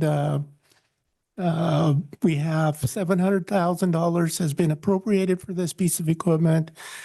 Right now, the bid price for the truck body, and the additional components for the hoses and some tubing is about $650,000. And the Vector Truck Company is located in Spokane. So the service vehicle that's in Spokane or Gresham right out of Portland. So one of the things that's important when you buy a piece of equipment like this is to having somebody that can come and help you service it when it needs to be serviced, because there's a lot of electric solenoids, a lot of moving parts, pumps. So there's a lot of things that can, it might be just a little piece of solenoid that just won't let the machine run. So having somebody available that can come and troubleshoot it for you is very important. So the staff, we test run 3 different vehicles, and the Vector truck is the one that the employees have been using for the last 15 years. They're comfortable with this piece of machinery. They wanted to stay with a Vector truck, and Sourcewell has it. I think that this will be a good piece of equipment to bring on board. The unit that we currently have, 15 years old, the employees have done a really good job of maintaining it, keeping it together. I know they had to rebuild the engine, I think it was last year, but the idea is to take that unit and transfer it over into the storm water department, because there's a lot of catch basins that they have to clean out, and then the new unit then would go to the collection for the daily, monthly maintenance of the sewer system. All right. Questions, comments from council? Ms. Ripley. I'm glad you mentioned that about the rebuild on the motor of the other one. And that was one of my questions. And then what are we going to do with the truck? And so I'm glad we can still utilize it, especially with a rebuilt motor. Yes, well, my philosophy is if you have a piece of equipment and it's not nickel and diming you, we should keep it because what you're going to get out in the market for a used vehicle, you won't get much for it, but they're really hard to replace. Yes. You don't think Grandview might want it? Actually, they would take it because when I left, that was one of the things that they were asking was for an additional truck. Mr. Deputy Mayor. I think it's coming out of the sewer fund, this purchase, and how healthy is the sewer fund? Because it looks like it's going to be a cash purchase. That's correct. It'll be a cash purchase. And from my meeting with the finance director, this money has been appropriated for the last 3 years. So it's been carried forward year after year. As far as the direction that I have is that the money's there and it doesn't place an additional, I guess, hardship on the equipment rental portion that is being funded through the sewer fund. Great. I just want to make sure that that fund is healthy. I guess when the auditors come checking, we made the mistake, or made the mistake with the financing of the 6th Street in cash, I believe. So I just don't want to make the same mistake and have that sewer fund in the negative or in the low balance. Another question is if the current truck, we're giving it over to the stormwater, they have their own fund, correct? Yes, that would be funded. I think you have a stormwater utility, I believe, that funds the operations to that. And the O&M amount that you have in there accounts for equipment and labor. So right now they're using the current truck. So when they would use it, they would have to reimburse the sewer fund if it's all coming out of the sewer fund from the storm drainage. So I guess the sewer fund is in a way selling it to the stormwater fund. Is the stormwater fund? We have not discussed if it's how we're going to transfer it until the new unit gets here, which will probably be August, September. Okay. So we have plenty of time to decide, do we want to sell it to that department, how we would make the transfer. Okay. And then one more question, if I can. There's an upgrade of $15,722 to go from a 12-yard to a 15-yard body or dump body. Do you think we need to go to the 15-yard or? When you're out doing maintenance, if you don't have enough capacity, you have to pick up all your hoses out of the manhole to go and unload the unit wherever it is. So having additional capacity, it'll pay for itself. Will help. Okay, thank you. So, Councilor Vasquez. Yeah, I did read in the resolution that the 650,000 has already been allocated in the 2025 budget, but I'd have to agree with Deputy Mayor. I would like to see the health of this budget just to see how it's looking. And that should be available on the city budget on the webpage, correct? Yes. Yeah. Yes. Because that is public information that should be out there for anybody and everybody who wants to see it. But yes, that is important. Yeah, we did get into kind of a pickle there with the 6th Street project that we ended up funding ourselves. And then we had a couple of well issues that we had to deal with later on and didn't have much money to deal with that. And we want to prevent that from happening again. And we don't want to be coming up with surprises. And so to make sure that we've got the money there to pay for that beforehand is a wise move. So I would like to see those in that kind of information in the reports when we get them, because it just gives us more information how to make the decision, because we are tight on the budget. So I would really like to see that in the future, that to show the fund it's coming out of and what that does to the fund without having to go into the budget and go research it for myself. Oh, and that makes sense, Councilor Hancock. And in most cases, when a meeting, our finance director is going to be here and be able to pull all that information up immediately. And tonight she has elsewhere that she needed to be. So yeah, that does kind of slow us down on that. Move, Councilor Vasquez. Yeah, and I'd also just like to make it clear to the public that this has already been allocated. It's been, like you guys have mentioned, right? Like 3 years, it's just been pushed and pushed. So this isn't something new or unexpected, just so that's clear. Correct. Our budget crisis, if you want to call it that, has been in our general fund. It has not been in the sewer fund. It has, it's the general fund that's really suffering because of all of this. So. Yeah, If I may, Mayor, before we took the venture of bringing in distributors to show their equipment, I did meet with the finance director, and I did ask, because when I came on board, I did ask for a copy of the budget. And I wanted to make sure that that was included in the budget. So it is not a budget amendment, that it would be a new expense that we didn't anticipate. It's an expense that has been programmed for the last 3 years. However, staff just couldn't get the documents prepared to expend that money. And when you approved the 2025 budget, you approved it as a balanced budget that included these funds into it. So it's not a new appropriation. It was an existing appropriation that has been carried over for 3 years now. Cus, do you have an idea of how much the old Vector truck is worth? I don't know yet, not until I guess, go and take a closer look, and then we would have to go into the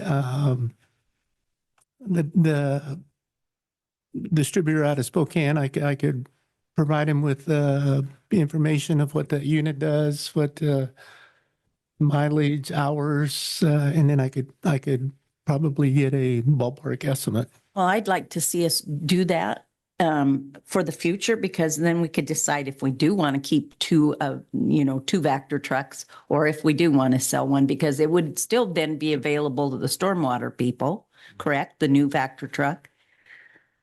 Yes. Okay. Mr. Mayor. Yes, go ahead. The one thing we haven't mentioned for the public, Cus, can you tell us what a Vector truck is and what it does and why it's so important? A Vector truck is a truck it has 1,500 gallons of water in it, and it has the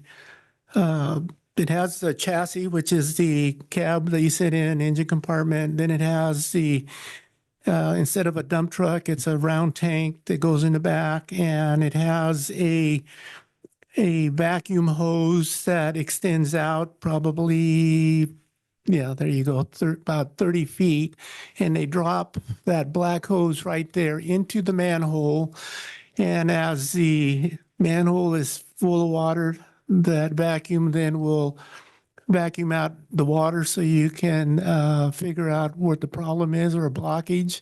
And then the blue hose is the hose that goes into the side sewer lines, and it has a bit in the front that has jets that blow the water back, and it washes the pipe as it goes through. So if you have like sections where there's root problems, they have different components, and that's one of the components that the staff people are wanting in addition. And it has a rotary cutter to it, so it would clean out the roots. And you can use those for also not only for sewer, but if you have some excavation where you have a lot of utilities that you really can't bring in a backhoe to rip up the ground, you bring these units in and they vacuum a hole, and they're friendlier around power lines, cable lines, fiber optic lines. They're a great tool. So they're a good machine to have for operations. And Cus, obviously, if we had our current one is 15 years old. I mean, we all know if we had a vehicle 15 years old, it's hard to maintain. So that one is getting quite old. And I guess the only other question I would have is, what would be the implications if our Vector truck, 15 years old, broke? I mean, we're talking sewage, nasty stuff possibly in the roadways and contaminating things, correct? Yeah, it would not be a good assignment to be on.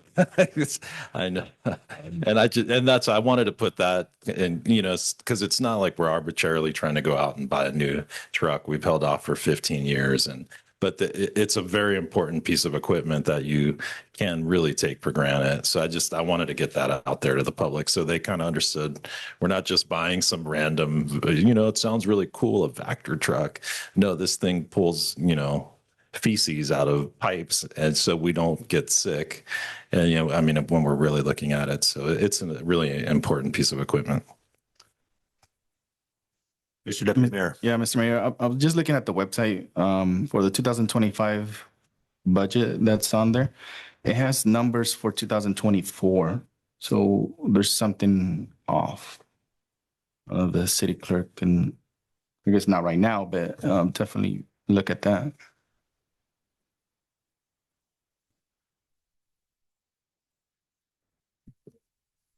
You scroll down to the last page, it shows the 2024 numbers.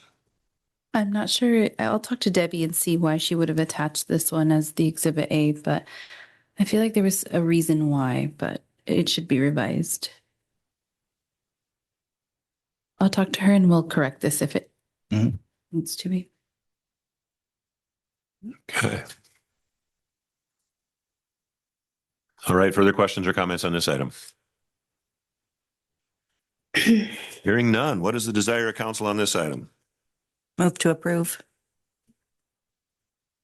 I'll second it.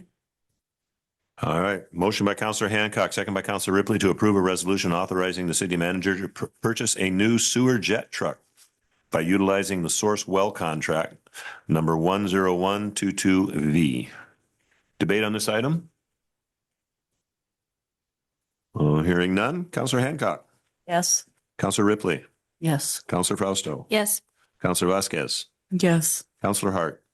Yes. Deputy Mayor. Yes. I too vote yes. Motion passes. Thank you. Item G, support investment in economic development seed application for the Munson property to approve a resolution authorizing the city manager to submit a $2 million seed application for a 50% grant and 50% loan to extend and or expand water and sewer infrastructure to the Munson property. Mr. City Manager. Thank you, Mr. Mayor. To give some context here, the city of Sunnyside, we currently have 145 acres of property for sale. Many know it as the Munson property located west on West Yakima Valley Highway. Recently, which is exciting, we've had some positive inquiries regarding the property for mixed use, residential, commercial opportunities, but we are running into some challenges, the lack of water and sewer infrastructure and the cost to extend the services. Developers are asking the city to assist with some of the cost of extending these services. City staff met with the staff from the Yakima County Development Association, known as YCDA, regarding the submittal of a funding application to help with the cost of installing a lift station and some water main extensions. The maximum we can apply for is $2 million, which, if approved, would be, as you mentioned, Mayor, 50% grant, 50% loan with a 10-year repayment schedule at approximately 4% interest. So the reason we're here tonight, in order to apply, council must authorize staff to submit an application by approving that resolution that was attached in within your packet. So really great opportunity, and we've had a chance to visit with YCDA quite a bit this year. And the council may remember that you did approve a prior resolution. So we went before the seed board. Gosh, I can't even remember, probably September or October. So initially we applied for a planning grant, but they actually suggested that we go after an infrastructure grant. They said, why not just go for the gusto, because we know what you need. And, this will really help out with getting that property developed. And I'd like Cuss to weigh in a little bit, because we've been meeting quite a bit. Gosh, we probably met with Cuss, 5 developers, and, the interest has been really high, but just to get across that finish line, I just think we need a little bit more. And I think this seed grant, if we can get some infrastructure, in particular for a lift station, would be really helpful. Gus? One of the things about the seed program, it's a jobs related type funding. So the property that we're talking about is located here on YBH. It's known as the Munson property. As the manager said, it's 140 some acres of property. Zoning is it's a PUD, so you're able to have different options in developing that. We did talk to one developer, and he was talking about he had a plan where he would do 15, 20 acres of R1 residential, single residential, do 20, 25 acres of commercial, do 20, 30 acres of M1 light industrial. And the commercial light industrial, those are the ones that the seed program are the ones that they like to fund because they bring jobs. And the residential alone, I don't believe is going to score highly. But the five that we have talked to have mentioned that they're going to do some residential and some commercial.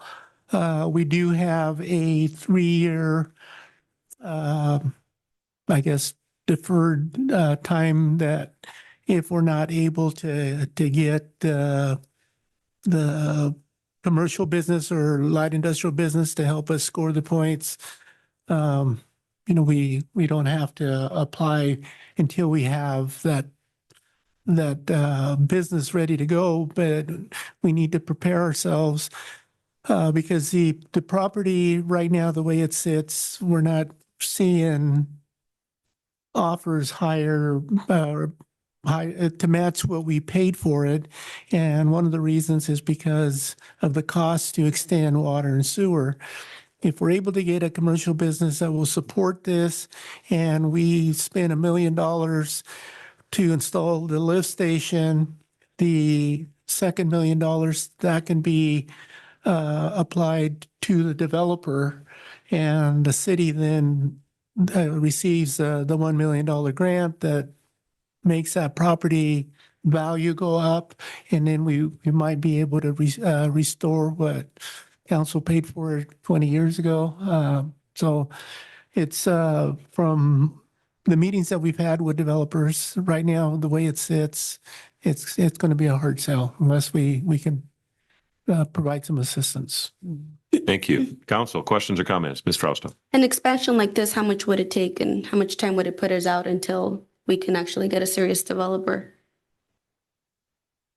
Having just somebody that would write the document that they are interested in the property, make the offer, and commit to building, whether it's residential and commercial, that would score some points in the application. So then the seed board back in the years would not fund any money unless you had somebody committed that was ready to go. They have changed their the way that they approve some of these because they recognize that you need to get the utilities to the property to make the property more valuable to developers. And so if we were able to get this application in, bring somebody in that would make the offer, the money would be available within a couple months.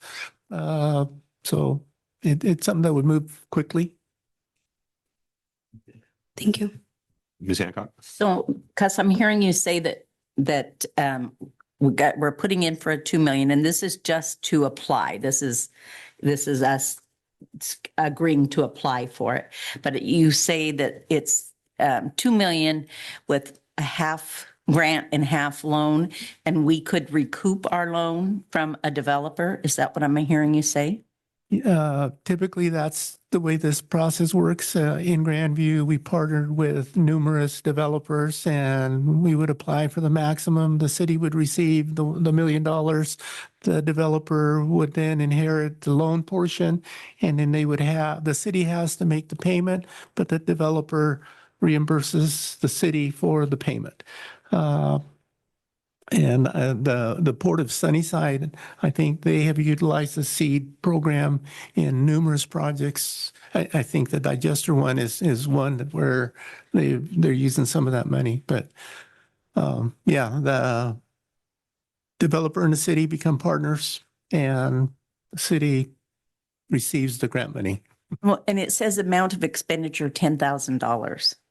Yes, that's the amount to have engineering, because you need to have mapping, you need to have some documents that go along with preparing that application for submittal. And that's what the 10,000 is for. Deputy Mayor. Cause so would this application not be submitted until we can find somebody that we could submit it with and provide those numbers, or? That city manager and I have been trying to formulate a plan as to what is the best process. And to me, until we have a partner, I don't think that we should be pursuing it, especially recognizing where our budget lows are. So I would gladly take the grant, but I'm not too hot on taking a loan. So we're going to need to rethink that. But if out of the 5 that we have right now that are interested, if we can go to them and say, we have council approval and support to submit an application, if you're interested, maybe that's the tipping point that we need for them to come on board and make us an offer. My concern is that the water table's pretty high out there, and without having that partner that's already looked at, their situation and how it is, I wouldn't want to spend money, right? We don't have somebody going forward like a contractor. I talked to one today, and that was a concern, because water table in that area is 36 to 48 inches, and in some areas you have standing water. So it's going to be higher costs to install infrastructure, because you're going to excavate your trenches for your water and sewer mains, and you're not going to be able to use that native dirt back in. You're going to have to bring select, which is gravel, back up, or else you're going to have sinkholes. I have another question. Go ahead, sir. Will this come back to council to accept the grant and the loan, or? I would imagine so, because it's going to be a contract that we have to enter. If we're able to get the right partner, we would submit the application. Then we would be notified that we're eligible for it, and it doesn't become an agreement until the council, the policy board says, city manager, go ahead and enter into an agreement. Okay. So all we're asked to approve today is just give them permission to apply for it when the moment comes. So it doesn't mean they're going to go out tomorrow morning and apply for the loan. Okay. Ms. Vasquez. So I did understand the part of 50% of the loan, they would have to repay that to the city. What about the $10,000 in order to get this application to move forward? Is that 10,000 something that the city would just take kind of as a loss, or would that also be? That would be an investment, because if you can invest $10,000 and get $1 million back, I'd do it all day long. Okay. Yes. Okay. Yeah. I'm thinking forward. Yes. Okay. But in the moment, right? Just, okay. That makes sense. Sounds like a lot of money. And okay, do we really need to spend this? Mm-hmm. Yeah, I understand. And Mayor, one thing, if you don't mind, I'd like to add is we are getting a professional appraisal with CBRE on the property to update the value. So we'll have a much better idea what the market value is, because that hasn't been established in a long time. And quite frankly, we couldn't really find really accurate records of what it's worth and if it was appraised and how that value got where it is currently. So so we're doing that, and that actually should be done by tomorrow. So we talked to the appraiser today, and so by next council meeting, and I'll certainly update you guys individually. And so yeah, we're going to have a much clearer picture on the market value. You know, if you guys approve this resolution, obviously we need to find the right partner. But I think Cuss really hit the nail on the head. It's sort of like, gosh, I forget that old saying, you can't have one without the other. It's sort of like that. So, this will definitely incentivize somebody coming and saying, okay, because I think that's the first thing every developer has said to us, like, what stake is the city going to put in? And we've mentioned this opportunity, but obviously there's a mechanism to do that. But I will say, YCDA has been really encouraging. So I give a lot of credit to Jonathan and Joe over there. They've just really encouraged us, to apply for this grant. And, what they've said is they really want to invest in Sunnyside. So, and I truly believe that 100% they really want to, because the other thing about the seed grants is it's not restrictive to like, oh, you just get one a year. What Jonathan Smith over there has told us is that if you guys establish this grant, things go well, you find a partner, you need something else on that property that makes sense, we'll invest in that as well. So they don't really limit. Obviously, they have limited funds, but the message that they've sent to us is they really want to invest in Sunnyside. So I'm excited about the possibilities. I did want to mention, I actually was searching up commercial properties for sale in Sunnyside, and the property popped up, and I was like, oh. Yes, and we do have a realtor that we've hired, Todd Sternfeld, and then also Jeff Bowlesby, who's a Grandview native, so he knows the valley, and he knows this area. So we're really excited that he knows the turf and kind of understands the market. And I felt like we really kind of needed that marketing presence. And the great thing, so the public knows, is a realtor doesn't get paid until they sell the property. So we're not, the investment up front is essentially zero. They take the risk, they put the marketing effort into it with the hopes of maximizing the sale. But I also felt like from a protection mechanism, it also shows the public like, we are going to sell it at what the market bears. There's no funny business going on. And so that's why I like, having a realtor involved. I have a realty license. And so I understand kind of the process, and it's always good to have a realtor involved. Further questions or comments? All right, hearing none. What is the desire of council on this item? Move to approve. Second. And who was that second? Ms. Hancock, thank you. All right. So we have a motion by Deputy Mayor, second by Councilor Hancock, to approve a resolution authorizing the city manager to submit a $2 million seed application for a 50% grant, 50% loan to extend and or expand water and sewer infrastructure to the Munson property. Is there debate on this? Hearing none. Councilor Hancock. Yes. Councilor Ripley. Yes. Councilor Frausto. Yes. Councilor Vasquez. Yes. Councilor Hart. Yes. Deputy Mayor. Yes. I too vote yes. Motion passes. Item H, Youth Advisory Board discussion. Discuss a proposal for the establishment of a youth advisory board, and is looking for council direction. So, Mr. City Manager. Thank you, Mr. Mayor. I will toss it right to Councilor Fausto. Oh, all right. Let me catch that. All right. So, fellow council members, I bring before you a resolution. Actually, today is just much of a discussion to put forth a youth advisory board. Last year in June of 2024, Deputy Mayor, myself, Councilor Ripley, and Councilor Vasquez attended the AWC. Was it national? I think it was a national. No, state. Perdóname, state conference in Vancouver. And one of the workshops was actually around youth advisory boards. And we actually got to hear from youth themselves who participate in advising their respective councils. Some of these youth were from Auburn, the city of Auburn.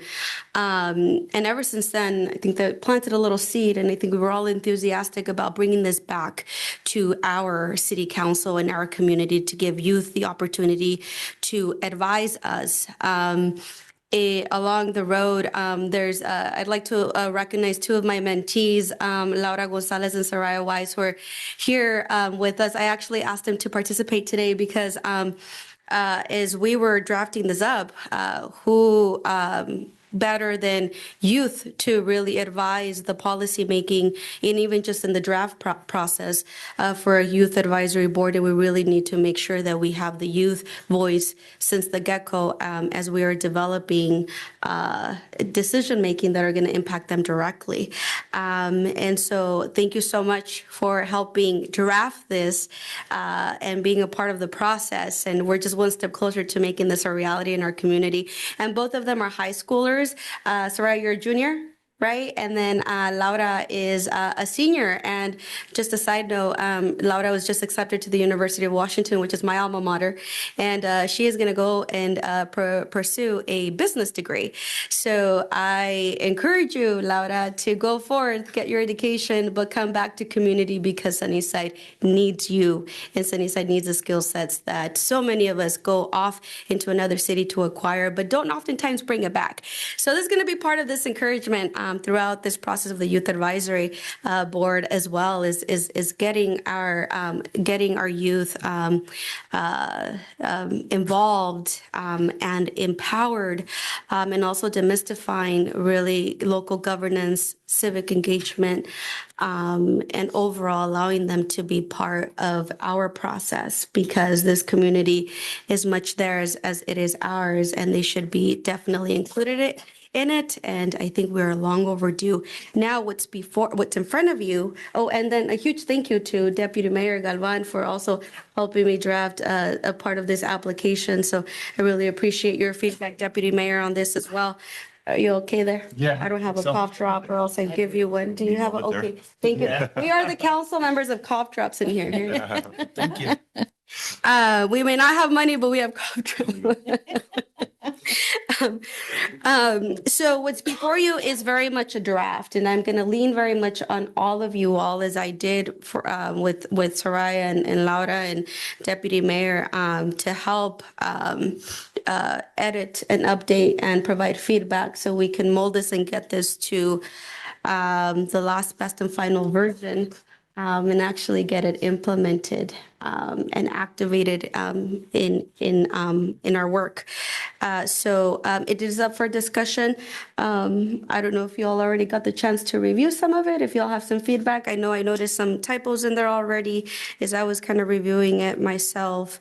But the gist of this is to, or the intention was to recruit 7 youth members and having each youth represent each city council district, just like we all represent a district. The youth members would be between the ages of 12 to 18. And would either reside or attend schools in Sunnyside. Members will serve without compensation. And each member would serve a 2-year term with a maximum of 2 consecutive or non-consecutive terms. And we would elect a chair and a co-chair to preside over the meetings. I think I listed on here that they would meet every first Monday of every month. Of course, is objective to change around 4 p.m., 1 hour. We can decide having them meet more than once a month. Many of these youth are going to be committed probably in other extracurricular activities at school. So that's why I considered having them participate once a month, and that would suffice since we know that our youth are pretty busy. But again, that's subjective to change. And within the resolution, you have some other policies around attendance, and obviously the purpose and responsibilities. they would meet. I think it's really cool because, correct me if I'm wrong, council members, but they also, the youth from Auburn indicated running their meetings on like Robert's Rules of Order. So it would be very parallel to how we do business up here as well. So I thought that was really, really exciting. But I will allow y'all to provide some feedback or any of y'all's thoughts or considerations as we begin our drafting process. Well, first of all, Councilor Frausto, I thank you for bringing this forward, and I apologize. I did not, it somehow escaped my attention that this was your item, and so when I handed it to the city manager, I didn't realize it was yours, so apologies for that. This is very much ours. I think for many of the reasons that you stated, plus a few others, that this is an excellent possibility, opportunity for us to engage our youth. I honestly believe that eventually we expect them to be up here where we are when we're no longer here. Whether they run against us and boot us out or whether we decide that we've had enough and move on, we need people to take our place. And, you know, we look to the youth to do that. I teach a class at my church, and it's a 500-year-old document that I teach. And so, you know, everybody thinks about these old men, these old professors who wrote it. And the oldest person who wrote this particular document that I teach in my church, he was 27 years old. The youth have an awful lot to bring forward. It does not require us to be in our 50s or 60s in order to have any wisdom. When I was first out of college, I lived in the state of Michigan. The city of Holland, Michigan had a 26-year-old mayor, and everybody was gasping, and he did a wonderful job. I think Yakima had a very young mayor as well. And I think we sell ourselves short to think that our young people don't have enough to offer. So I believe this is an excellent opportunity. I am grateful you guys attended the AWC conference and came back with this idea.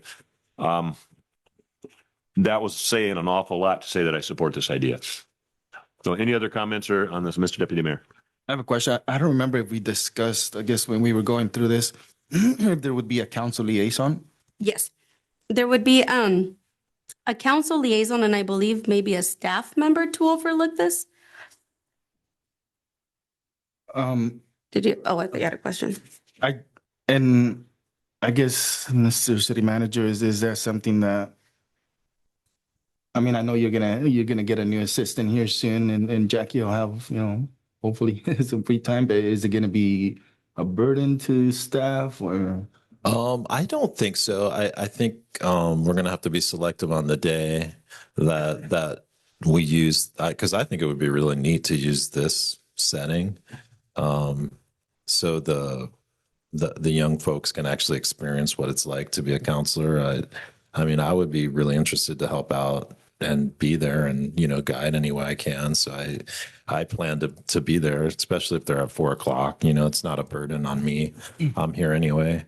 I think it would be a great assignment for the new deputy city clerk to kind of champion that. So I think it's a great training ground as we're thinking about it on the fly. So me personally, I don't think it's a burden. I mean, especially if we're giving back to the community and we're developing future leaders, I think it's worth the investment. I mean, everything's, you know, I think it's how you look at it. If we look at, oh my gosh, it's a burden.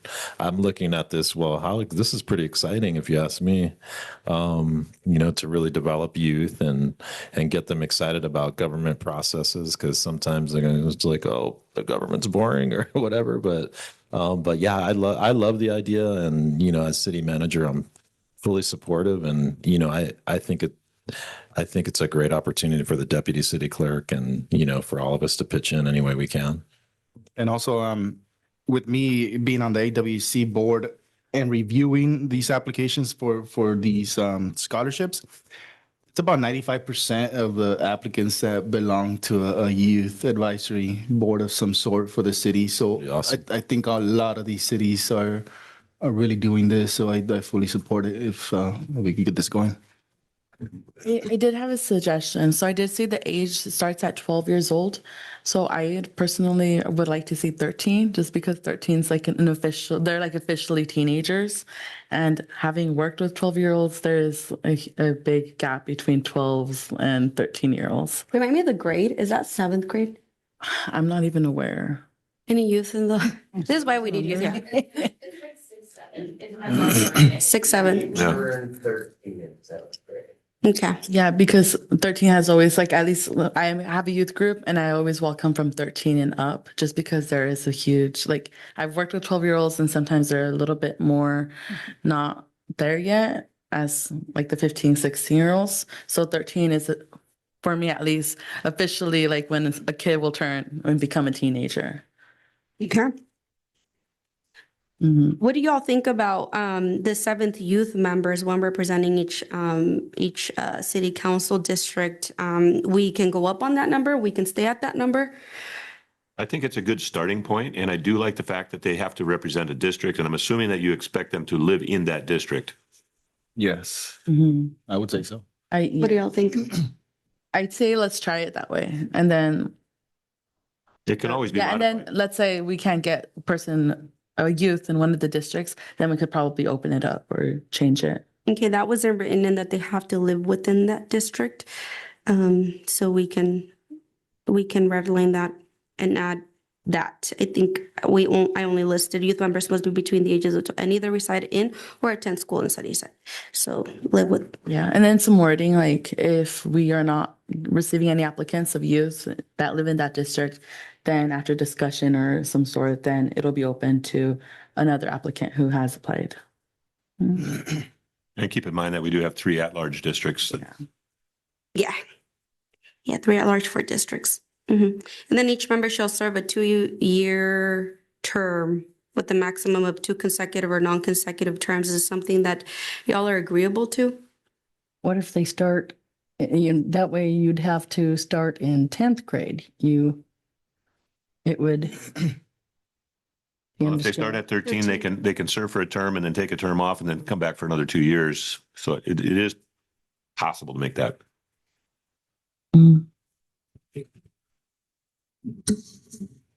I would like to see as many young people as possible have the opportunity to do that. So, I mean, is this something that they would have to run for, or do they apply for it? They apply.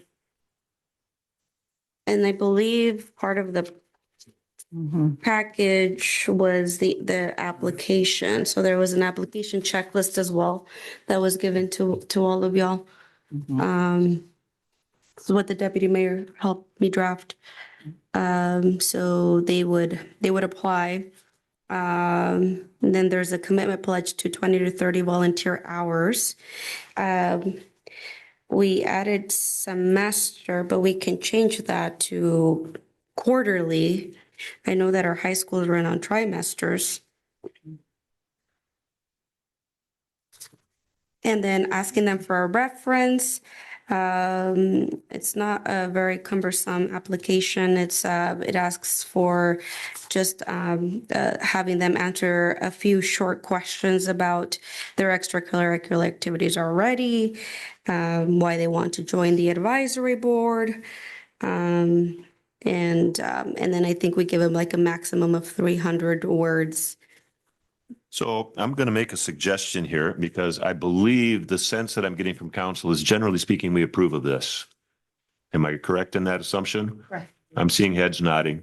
Generally speaking, we like this. What I would like to see, because we're asking for council direction, I think we could safely say that council's direction would be to move ahead on this. What I would like us to do is take some time and read through this and study it. And if we have suggestions, please send an email to, I suppose we can't all send an email to Ms. Frausto, can we? Can we send it to the clerk and she can forward those on individually?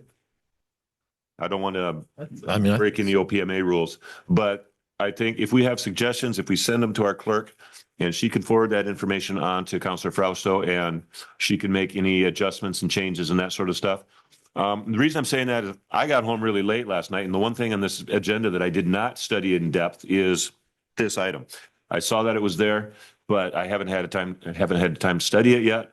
So I would like to have some time to read through it in a little more detail. And I think all of us would probably benefit by that. That sounds good. Yeah, let's go ahead and do that. And I have one item that I've noticed that I want to tell you now because I don't want to send the email is under, let's see, under amendments, talking about amendments to the bylaws. Any organization I've ever been in it was very clear that you brought the amendments to the bylaws at one meeting, and then at the next meeting you vote on them, that it had to be supplied to the membership at a meeting before the vote. And it says presented at a regular meeting before any vote is taken, but it doesn't make it really clear that that's a separate meeting, and then the vote wouldn't be taken until the next meeting. Okay. All right. So thank you, everyone. One more thing, I don't know if you guys caught it, but I think it's section 1, then it goes to section 3, then it's section 2 underneath 3. So section 2 would have to go in between 3 and 1. Oh, yeah. Good catch. It was like 1 a.m. when I was editing this. Mr. Mayor, may I ask Quinn a question? Thank you. When it would, I mean, if they were sending Councilor Frosto individual emails without answering individually, that's not going to obviously create a rolling meeting, as long as they're not, I mean, they have 4 people in it. Right. You just can't have the 4, but they can go back and forth on basic questions individually. It's not going to be sent out to, okay. Yeah, just don't We could CC everybody. individually send Ms. Frausto Right. an email, and that's not constituting a meeting. If we all individually send an email to them and no action is taken. Okay. Admittedly, I've become a little paranoid over the last couple of years on some of these. I feel like Mr. Brown. I want to make sure. Yes. That's what I was going to say. What do you think? No, that would make me nervous, because any opportunity to create a quorum, to stay away from it. Because what if all 4 answer without knowing that one of the other 3 answered? Yeah, I think what you're asking though is if Councilmember Hancock sends in a one email to Councilmember Fausto. And only to Frausto. That's, I actually agree, I wouldn't recommend it, but it's fine. And the reason I recommend it is just because then when public records requests come in, we're out scrambling for. As a general overriding principle, I would really discourage council members from texting or emailing each other one-on-one on the side, because more for the reception and the public record side of things. Mm-hmm. So, I mean, but it's not technically an OPMA. Right. But if we have a concern about it being an OPMA issue, then we can definitely funnel it through the clerk, because then she can find all the emails, because when somebody asks her for public records, there it is. More work. She knows about it. Yeah, she knows about it. And Yeah. Well, thank you. And thank you, Laura and Soraya, for your hard work putting this forward. And we're about to vote this in. yeah, All right. I think that About to make history. you have your direction. I look forward to seeing it in its completed form coming before Me council too. for a vote. I think this is something that's got some real potential. All right. Just a note, Mayor, I think I just in the email to Councilor Frausto that this needs to be revised to an ordinance in order for it to be established in our code. That's right. Okay, Yeah. there we are. And if you remember from the last fall, working on the rules and procedures of council, that it takes a ton of work. And then as soon as you think you have it right, you go back and proofread it, and you have to change things around because you didn't get it right. So it requires a great deal of patience on everybody's part, Okay. and sometimes a sense of humor. All right, item 10, city council reports, mayor's appointments for boards and commissions. Council, the rules committee met a couple of weeks ago, and it totally neglected to mention it in our last meeting, but we want to bring forward a name for our climate advisory board, which is state mandated, and we need to get that up and running. And so the rules committee would like to bring forward Maria Fernandez as an applicant. And if council is in favor of that, we'd like to vote on that this evening. But is there any objection to Ms. Fernandez being part of that board? And is she a resident of the city of Sunnyside? She has a office in the city of Sunnyside, and so she does business here. I'd like to see it be residents of the city of Sunnyside. Okay, noted. Mr. Deputy Mayor? I don't think for this one, there's You a don't think is so? a requirement, but But, I excuse could be me, wrong. Mr. Mayor, Ms. Hart? several of the people who are already on this climate resiliency, is what you're talking about? Yes. There are already several members who are Sunnyside members, Sunnyside residents on that particular group. So having somebody who does business here too is still acceptable to be on on that particular advisory board. Okay. And I But think we we may do have some already that- have, I think we have 3 who are residents. Right. And I Really? think we have at least one who lives outside the city, but would be technically, in the school district. Within the school district, and that sometimes qualifies. Particularly when you're talking about climate control and so forth. Mm-hmm. And also, Mr. Mayor, we haven't really been getting a lot of applications for this advisory. That's another consideration. And I believe I don't know, Jackie, if you could tell us how many are open. Open. So in the Climate Resilience Advisory Team, there's 3 vacancies. If you appoint Ms. Fernandez, then that would be 2. And then is it enough for a quorum at that point then? How many did I I say? believe that would be the case. Do you have 4? 7, so yeah, Okay. it would be.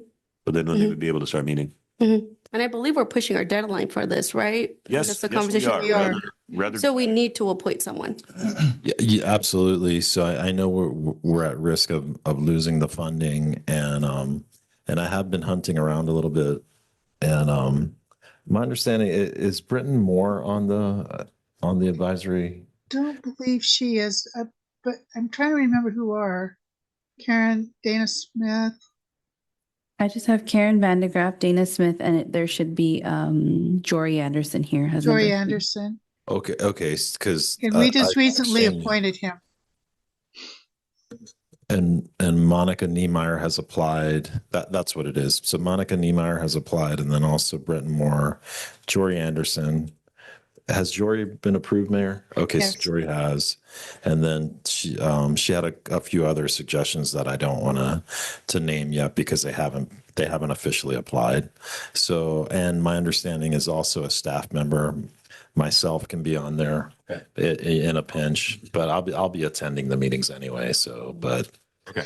And we have other applicants that are not being brought forward? My understanding is because I was talking to Britton Moore about this subject, and she's on the planning commission now, and I was sort of lamenting.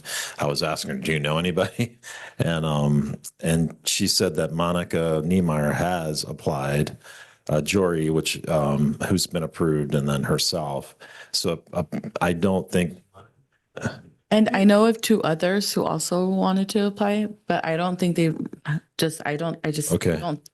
I think that they just haven't gotten to it. I think there's a matter of paperwork. And I know that it's been on Facebook because I've seen it around 2 times already, and they must have seen it. So I don't know. And I'm bringing that up just to let folks know we have been active and recruiting and making sure that. And Counselor, if you have some good applicants, send them my way, and then I can help them. I can send them the application link. Because I remember when it started off, a lot of people were interested, but then there was just lack of communication and no one was really doing anything. And then some members or people who were interested lost motivation, and it was just a big thing. But I also wanted to clarify, I believe Julia Hart is on there now because my name is on there. Okay, that may have changed. That may not be. And that was for 2024, but since the new year started, it's Julia now. Thanks, Karen. You could have continued on there. You need something else to do, Miss Hart.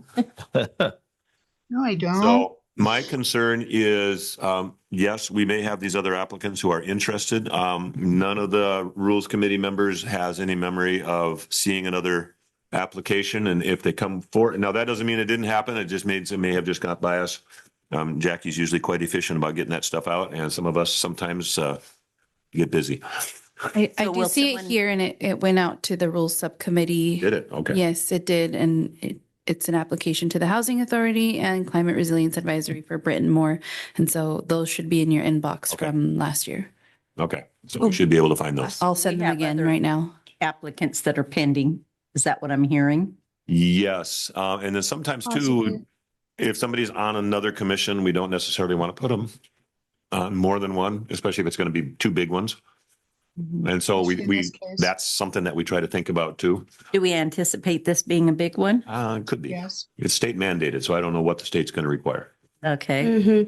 Well, yeah, I'd like to see us fill the board. So if we have applicants that are willing, at the end of their term, if we've got somebody else that's willing, let's fill the board. Well, let's not worry, let them worry about what they think they can do as opposed to us supposing that we don't want them on two committees. I would like to see them be brought forward and fill the vacancies. Just don't want, you always just want to not get things too thin because it is the climate thing is really, it's new. It's you're learning it from the ground up. So it's going to be quite intensive at first. So, and just, I think people who apply for it should take that into consideration. And I think the folks that we have already, were already appointed, we're pretty clear on that. I remember talking with Mr. Anderson when we were working on the Rules Commission with that, that he really had a passion for it, which is sometimes just to be on a board, But I do think the people who have applied are passionate about it. And I'm sure the ones that we're still looking at are as passionate as well. It's a new thing for us, and it's sort of a new thing for the state too. So we just really want to make sure we make that clear to any applicant. Well, these are very professional people, and I think they can manage their time. I don't think we should be supposing what they can and can't do. That's not wrong with really that, my Doc. point, I don't Teresa. disagree with Thank you there. I guess my concern this evening is if we get Ms. Fernandez appointed, then we have a quorum and they can start meeting. And Rules Committee then can meet and take a look at these other names, and we can do that after next week because next week I don't have time available. But definitely we can take a look at these names and move them forward if that's what the committee wants to do. But the question this evening is there any objection to Ms. Fernandez being on the Climate Resiliency Board? No objection. Objection. Hearing no objection. All right. I don't know that we necessarily need to make a vote, but we can definitely, if there's no objection, Ms. Fernandez is appointed to our Climate Resiliency Board. Thank you for being willing to serve. Others who may be listening online or later on coming back to it, if you've submitted the application, we will go back and make sure that we find that application, and we will definitely review those and try to move forward. We do have 3 seats available still. So we will try to get that filled up because that is something the state would like to see us have done soon. 2 or 3? 2. 2 now. 2 now. Okay, that's right. 2 now. All right, moving forward, other reports, announcements, and or questions by council. Councilor Hancock. I don't have anything to report. I'm fairly new here. Jackie, you now have an assistant. A replacement. Not a replacement. No replacement. Well, okay. We can't replace you. April 1st is her start date for the deputy April city 1st. clerk, executive assistant to the city manager. So she'll be starting and we'll get help. Who is it? You want to, yeah, go ahead and make the big announcement. Okay, her name is Emily Goodell. She works, do you remind me of the name of the? She works for Apple Valley News. So, person after my own heart. So she's going to be a former journalist, and she just really shined through the application process and just has so much energy. And she may be the only one that has more energy than Irving. So, and Irving is a ball of energy and sunshine and just positive energy. So I'm between Irving's new energy that he's bringing to City Hall and her, it's going to be great. So she's excited. I'm excited, and she brings a lot of skill sets. So we're excited to have her. Councilor Vasquez. No, none at this time. Councilor Ripley. None at this time. Councilor Frausto. Just a reminder that I am leaving to Copenhagen this week. So I will be missing you all on the 7th. And I believe I got an excused absence just the last time around. You do have an excuse. Yeah. And we're all jealous, and we want you to post a lot on Facebook so that we can travel vicariously through you. I will post a lot on Facebook. I think I was actually challenged to create a PowerPoint presentation to bring back all of my learnings and about the infrastructure in Copenhagen. And hopefully we can just bring back a lot of pointers to the city and really just envision different housing models in our community that build community. So I'm really excited. Never been. I will send pictures And I am excited to come back and share the outcomes. So thank you. Just for clarification, Vicky, who's paying for this? Thank you for that, Councillor Hancock. The city did not put forth one penny. Let me just clarify that. Even though a lot of the teachings will bring back an investment to the city of Sunnyside. But Co-Urban and Scan Design, correct me if I'm wrong, are actually sponsoring the trip, and FutureWise is actually leading. So they're a nonprofit organization based out of Seattle. The city is not putting forth some money, so you won't see that on the vouchers. Mr. Deputy Mayor. Yeah.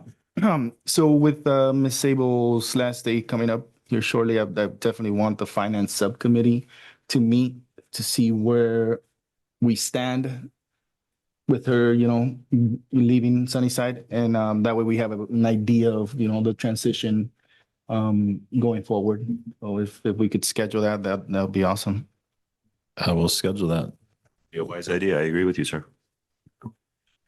All right. Well, I don't have a lot to report, although, I did meet with my Finnish cousins over the weekend, and I got thinking about you again, Miss Frausto, and renewed my envy of you traveling to Scandinavia, just talking to my cousins from Finland. And so I wish you the best on that trip. I'm really excited to hear what you have when you come back, what you learn.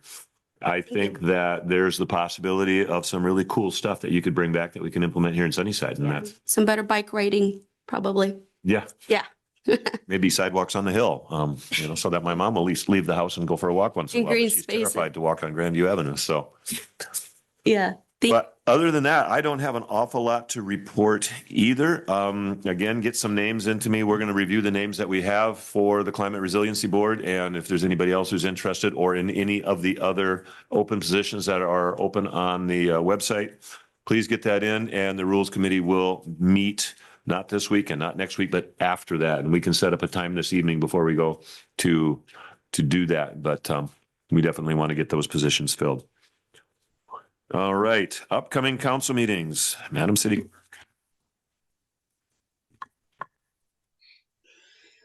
Okay, one moment. All right, so our next city council meeting is April 7th, and it's a study session where we moved the YB-COG presentation over, and then bringing back the Pinnacle Correctional Services Commissary contract. And we also need to discuss and receive direction regarding the RCO pump track, see if we will be moving forward with that or not. They need to know by April 15th, a decision.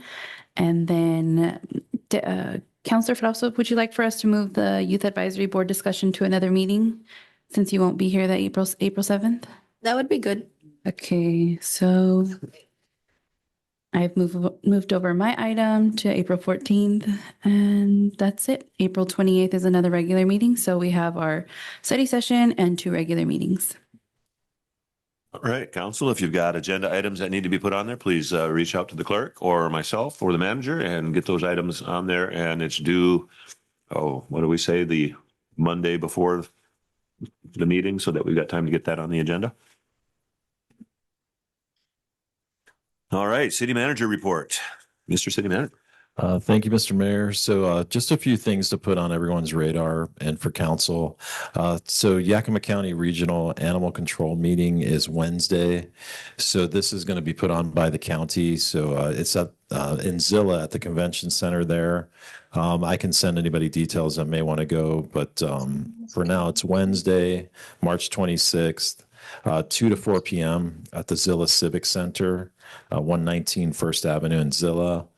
So it looks like virtual teams option will be provided, but I know this is it's a regional issue and a countywide issue that we had our meeting, but the county is taking the bull by the horns here. Lifeguard hiring is going good, so we put out an ad on social media. And I think we've got 10 to 12 interested applicants already. So you can never have enough lifeguards. So if you would like to be a lifeguard, go ahead and look at our social media post on Facebook and Vanessa Gonzalez is handling that in Public Works. So we will pay for your certification and your recertification. So that's going to be a nice thing. Only other thing to put on your radar, Council, is Cinco de Mayo planning, and I put a little note in your update on Sunday. We'll meet with Rotary tomorrow for the first time, and we're off to a little bit of a late start in the planning. So it does have me worried a little bit in terms of the scope and the size of a Cinco de Mayo that we can have. So I'll have much more information on why it's taken this long and, sort of the holdup. And I don't want to throw anybody under the bus. I just, we're off to a late start. So we're going to have to play catch up quite a bit. So I'll have a much more detailed report for the group on Sunday. So that's all I wanted to bring to the group's attention. And I know this is Councilor Ripley's favorite part, where our directors get to say their piece. So hopefully they'll be more prepared this time. Dealer's choice on who gets to start. I wanted to update you on the well 7 repairs. When I reported at the council meeting, I had shared that we were trying to utilize the water drink and stay revolving fund that we had received notice that the city is eligible for $1.6 million, and that's a 50% grant, 50% loan. However, in order to utilize that funding, all the parts and materials need to be Buy America, Made America, which doubles the cost of materials. And the problem that we had was that if we pursued the Buy America, Made America, it would delay the repairs of this station for at a low end of about 26 weeks. And we need the water now. Talk to the city manager. We have the funds to do that within the water budget. We're looking at about $90,000. If we use the state revolving fund, it'll be $180,000. So we would be on the hook for 50%, which is $90,000, except we would be spreading that $90,000 over a 20-year period, which was made it attractive based on our budget situation. But at this point, we need to get that well back online, and we made the decision to move forward with the $90,000 investment now. So the pump company has ordered all the materials. They'll be moving into doing the scrubbing of the well casing and getting everything prepared. It looks like it's about 4 weeks out for the pump casing shafts. So we would put that one back online. When we move to well 6, then we'll take a different approach to utilize some of the funding that's available. But well 7 needs to come back online because that's like 1.4 million gallons a day, and we need that. Street crews are grading alleys, and we just provided a grading gravel application to Revine Place up on the hill. I had received a couple calls from the neighbors that the road was it was a really bad shape, and it was. So the guys have done a great job of cleaning that up. We'll start weed spraying here next week as it starts to warm up. And they're preparing the paint equipment to start painting crosswalks, center lines as the weather improves. And I did sit in on 2 presentations on the water and sewer rate review. We have a company from Bellevue that is doing the water and sewer rate review. And they're utilizing some of the information in our water comprehensive plan that has numerous projects on it. And what I suggested is that we push some of those projects back a year or two unless they're an emergency in order to keep our projected rate increases affordable. Because if we place them all the way that they were identified, we have too many high capital projects in the first 3 or 4 years, which would hit us pretty hard. So I'm trying to push them back as far as I can to keep our increases manageable. And then we are going through the building planning department, trying to sort out projects that have been, I guess for a better term, sitting on the shelf too long. We have numerous short plat proposals, permits, 4 different CEPAs. So we're trying to get organized to get those off the shelf and get us moving. And that's about it. Thank you. Ms. Ripley. Who do we talk to about the stormwater rate review? That was supposed to be, I think it's been kind of pushed down the line and it hasn't been done yet. That I don't know. I'll have to check on that because that wasn't part of the FCS groups. No, they were just doing They were just doing water sewer. And I know that's an issue that's kind of years in the making, is my understanding. And I know before Raul left, we had been discussing that. So let me revisit that because honestly, I don't know where that's at right now. And I know Raul had started the process. But obviously we got Former administrator was supposed to be doing the process, and it's been just pushed down the line. Yeah, I'll make a note of that to check on that. Okay. Right. And how about you, Cameron? I'll go for it, next. Chief. Perfect. So yes, definitely was prepared this time. Feel like it. Since last council meeting, we responded to 170 incidents, which brings our year-to-date total to 936, which is a 4% increase from the same time frame in 2024. What I'm most excited is we've finally got most of our training records. I think I spoke quite a bit while ago about we had the record management system we've used for literally decades. This was no longer supported, so we've gone to new systems. So finally, we've got things up and running where we're have most of our training records loaded that have been backdated and so on and so forth. And one thing that I really like to preach on is training. I won't totally get on my soapbox, but I'm very happy to report that we've got most of it logged, and right now we're sitting at a combined 1,039 and a half log training hours for our department for the year. So, which is pretty darn awesome, I will say. So we're continuing that. We're providing a lot more training opportunities, and it's showing, and our staff are staying up on their skills, and I'm very proud. So that's all I have, unless you guys have any questions. No question. Yeah, and I really commend Chief Haubrick. Our department is really becoming the go-to department for training, and I've given Cameron the full go to, be that department that others come to. We're small but mighty, and our call volume outpaces just about everybody across the state of Washington. So people really look to our department for training, for opportunities. And I mean, he's really creating an atmosphere where we're becoming sort of like the envy of other departments for what our folks learn. So you come to Sunnyside, and I mean, you're marketable to anywhere. It's kind of a double-edged sword, but it's a testament to what Cameron's doing. So I really appreciate him.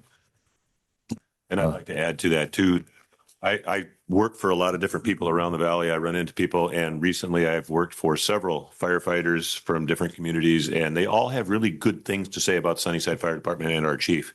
So I hear nothing but compliments from other firefighters around the valley. So well done. I'm very pleased. I mean, you're making us look great. Yes, and thank you for the swag pens. Yes. Right? Nice touch. There's more of that came from. Thank you. How about Irving? Good evening, council, mayor, and council members. I am excited, so I'll try to keep my level down to like 8. I could go to 10 in seconds. Whoa. I love this kind of stuff. So as far as recruitment and staffing, it's really going well. It's a lot to unpack. I shared with you all in the last meeting, but it's going really well in the areas of training and development. It is underway, and it feels good. training requires change, and that's not always the best. But if it's informative and it's inclusive, it does become fun. So that's the direction that we are going. And I think I mentioned to you all by midsummer, it should feel different. And I think staff is going to look different and more confident with the information that's going to be shared with them. And then we're looking forward to future leadership trainings, again, by midsummer. I do believe our leadership is strong, but I think yearly or quarterly or yearly refresher trainings are in order, which will keep us in front and not midways or behind, which is underway, and I'm excited about that. Then employee relations and wellness. We had a really good communication meeting on last week with all staff.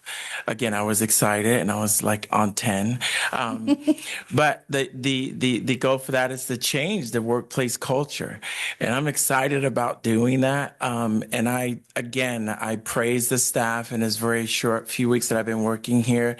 They have the heart to take care of the city of Sunnyside. They do. Our job and my goal is to make sure they have all the resources that they need to be successful. A lot of times we overpack the luggage, and a lot of times we still want to get to that destination with all that weight.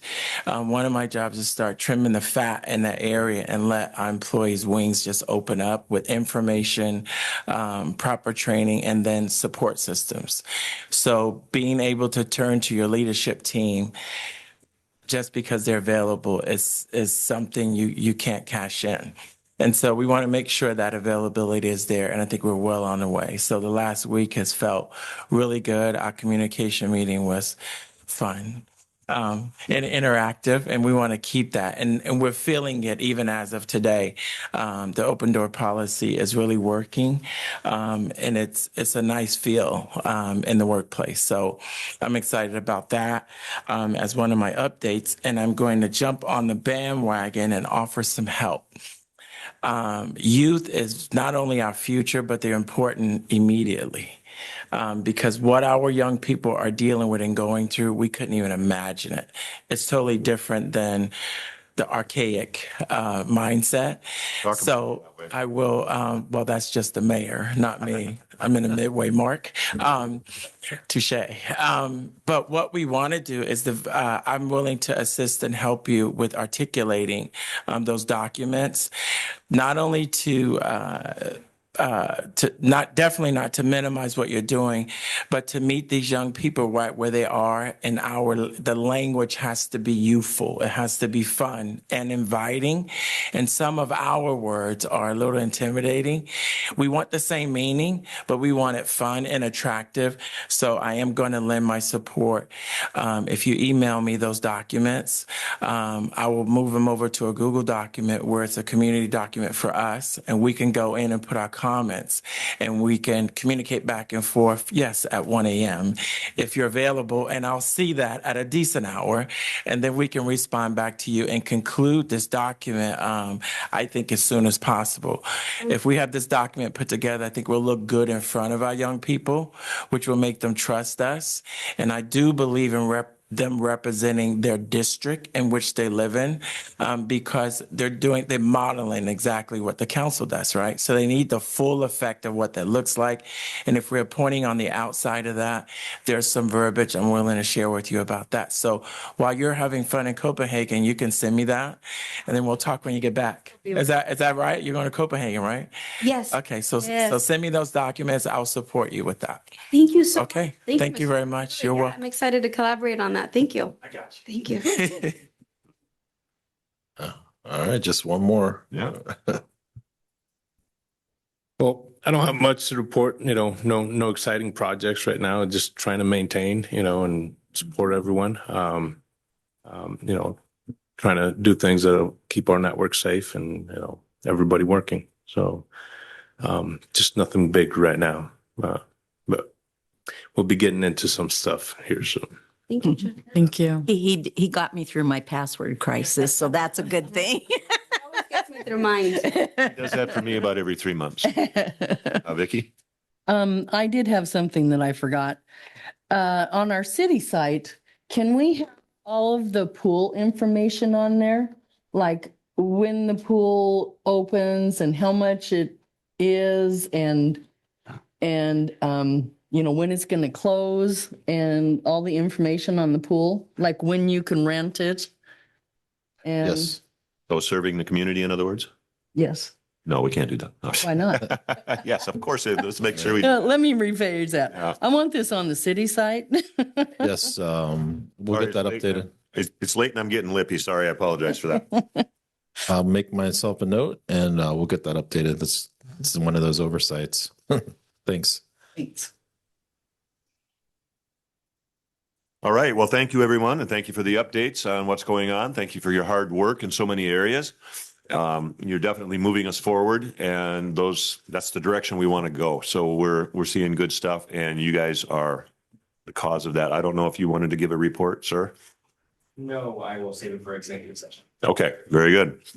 And that does bring us to our next item, and that is an executive session. We're asking for 45 minutes.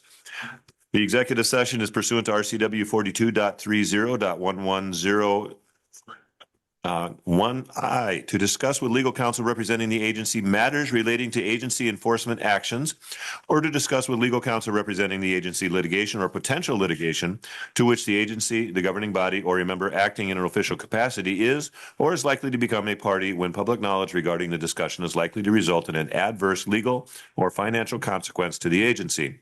And RCW 42.30.110(1)C to consider the minimum price at which real estate will be offered for sale or lease when public knowledge regarding such consideration would cause a likelihood of decreased price. No action is expected.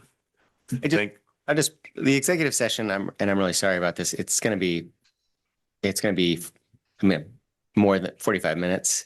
So if council wants to take a 2 or 3 minute break and then convene an executive session. Absolutely. Should we take a 5-minute recess and stretch our legs, and all of that goes along with that? So. And audience members, you are excused. If you wish to stay until afterwards, you may wait out in the lobby. You're welcome to do that. I wouldn't wish that on anybody, but if you want to do that, you are certainly welcome to. Want me to open the door? Yes, please. No, but we can announce to the air. Door opener. Have the attorney open the door. We'll make it legal. There we go. No cutting corners. Nobody's eager to.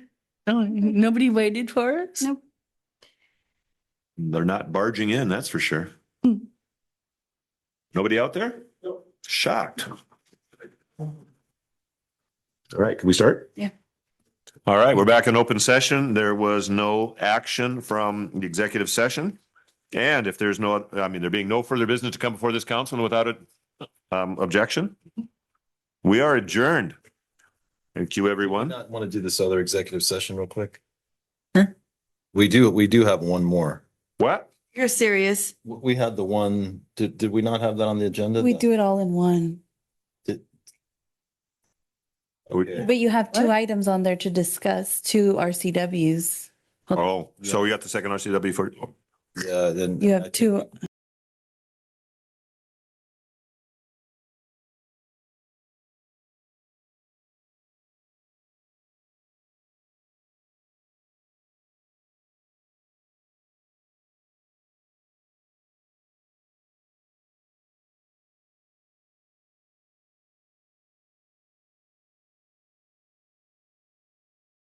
Microphone's back alive? No. Okay. For the second time, back in open session. No further business to come before us this evening. If there's no objection, we are adjourned, and it's official this time. Is this the latest we've gotten out of here? It's got to be close. Thanks. Yeah, it's the top 3. Thank you. Thank you. I thought you read both RCWs. I forgot. Okay. Oh, that's okay. We're already. I don't know, Quinn is. Good night. Yeah. Procedure for. I'll see you on Monday session when you're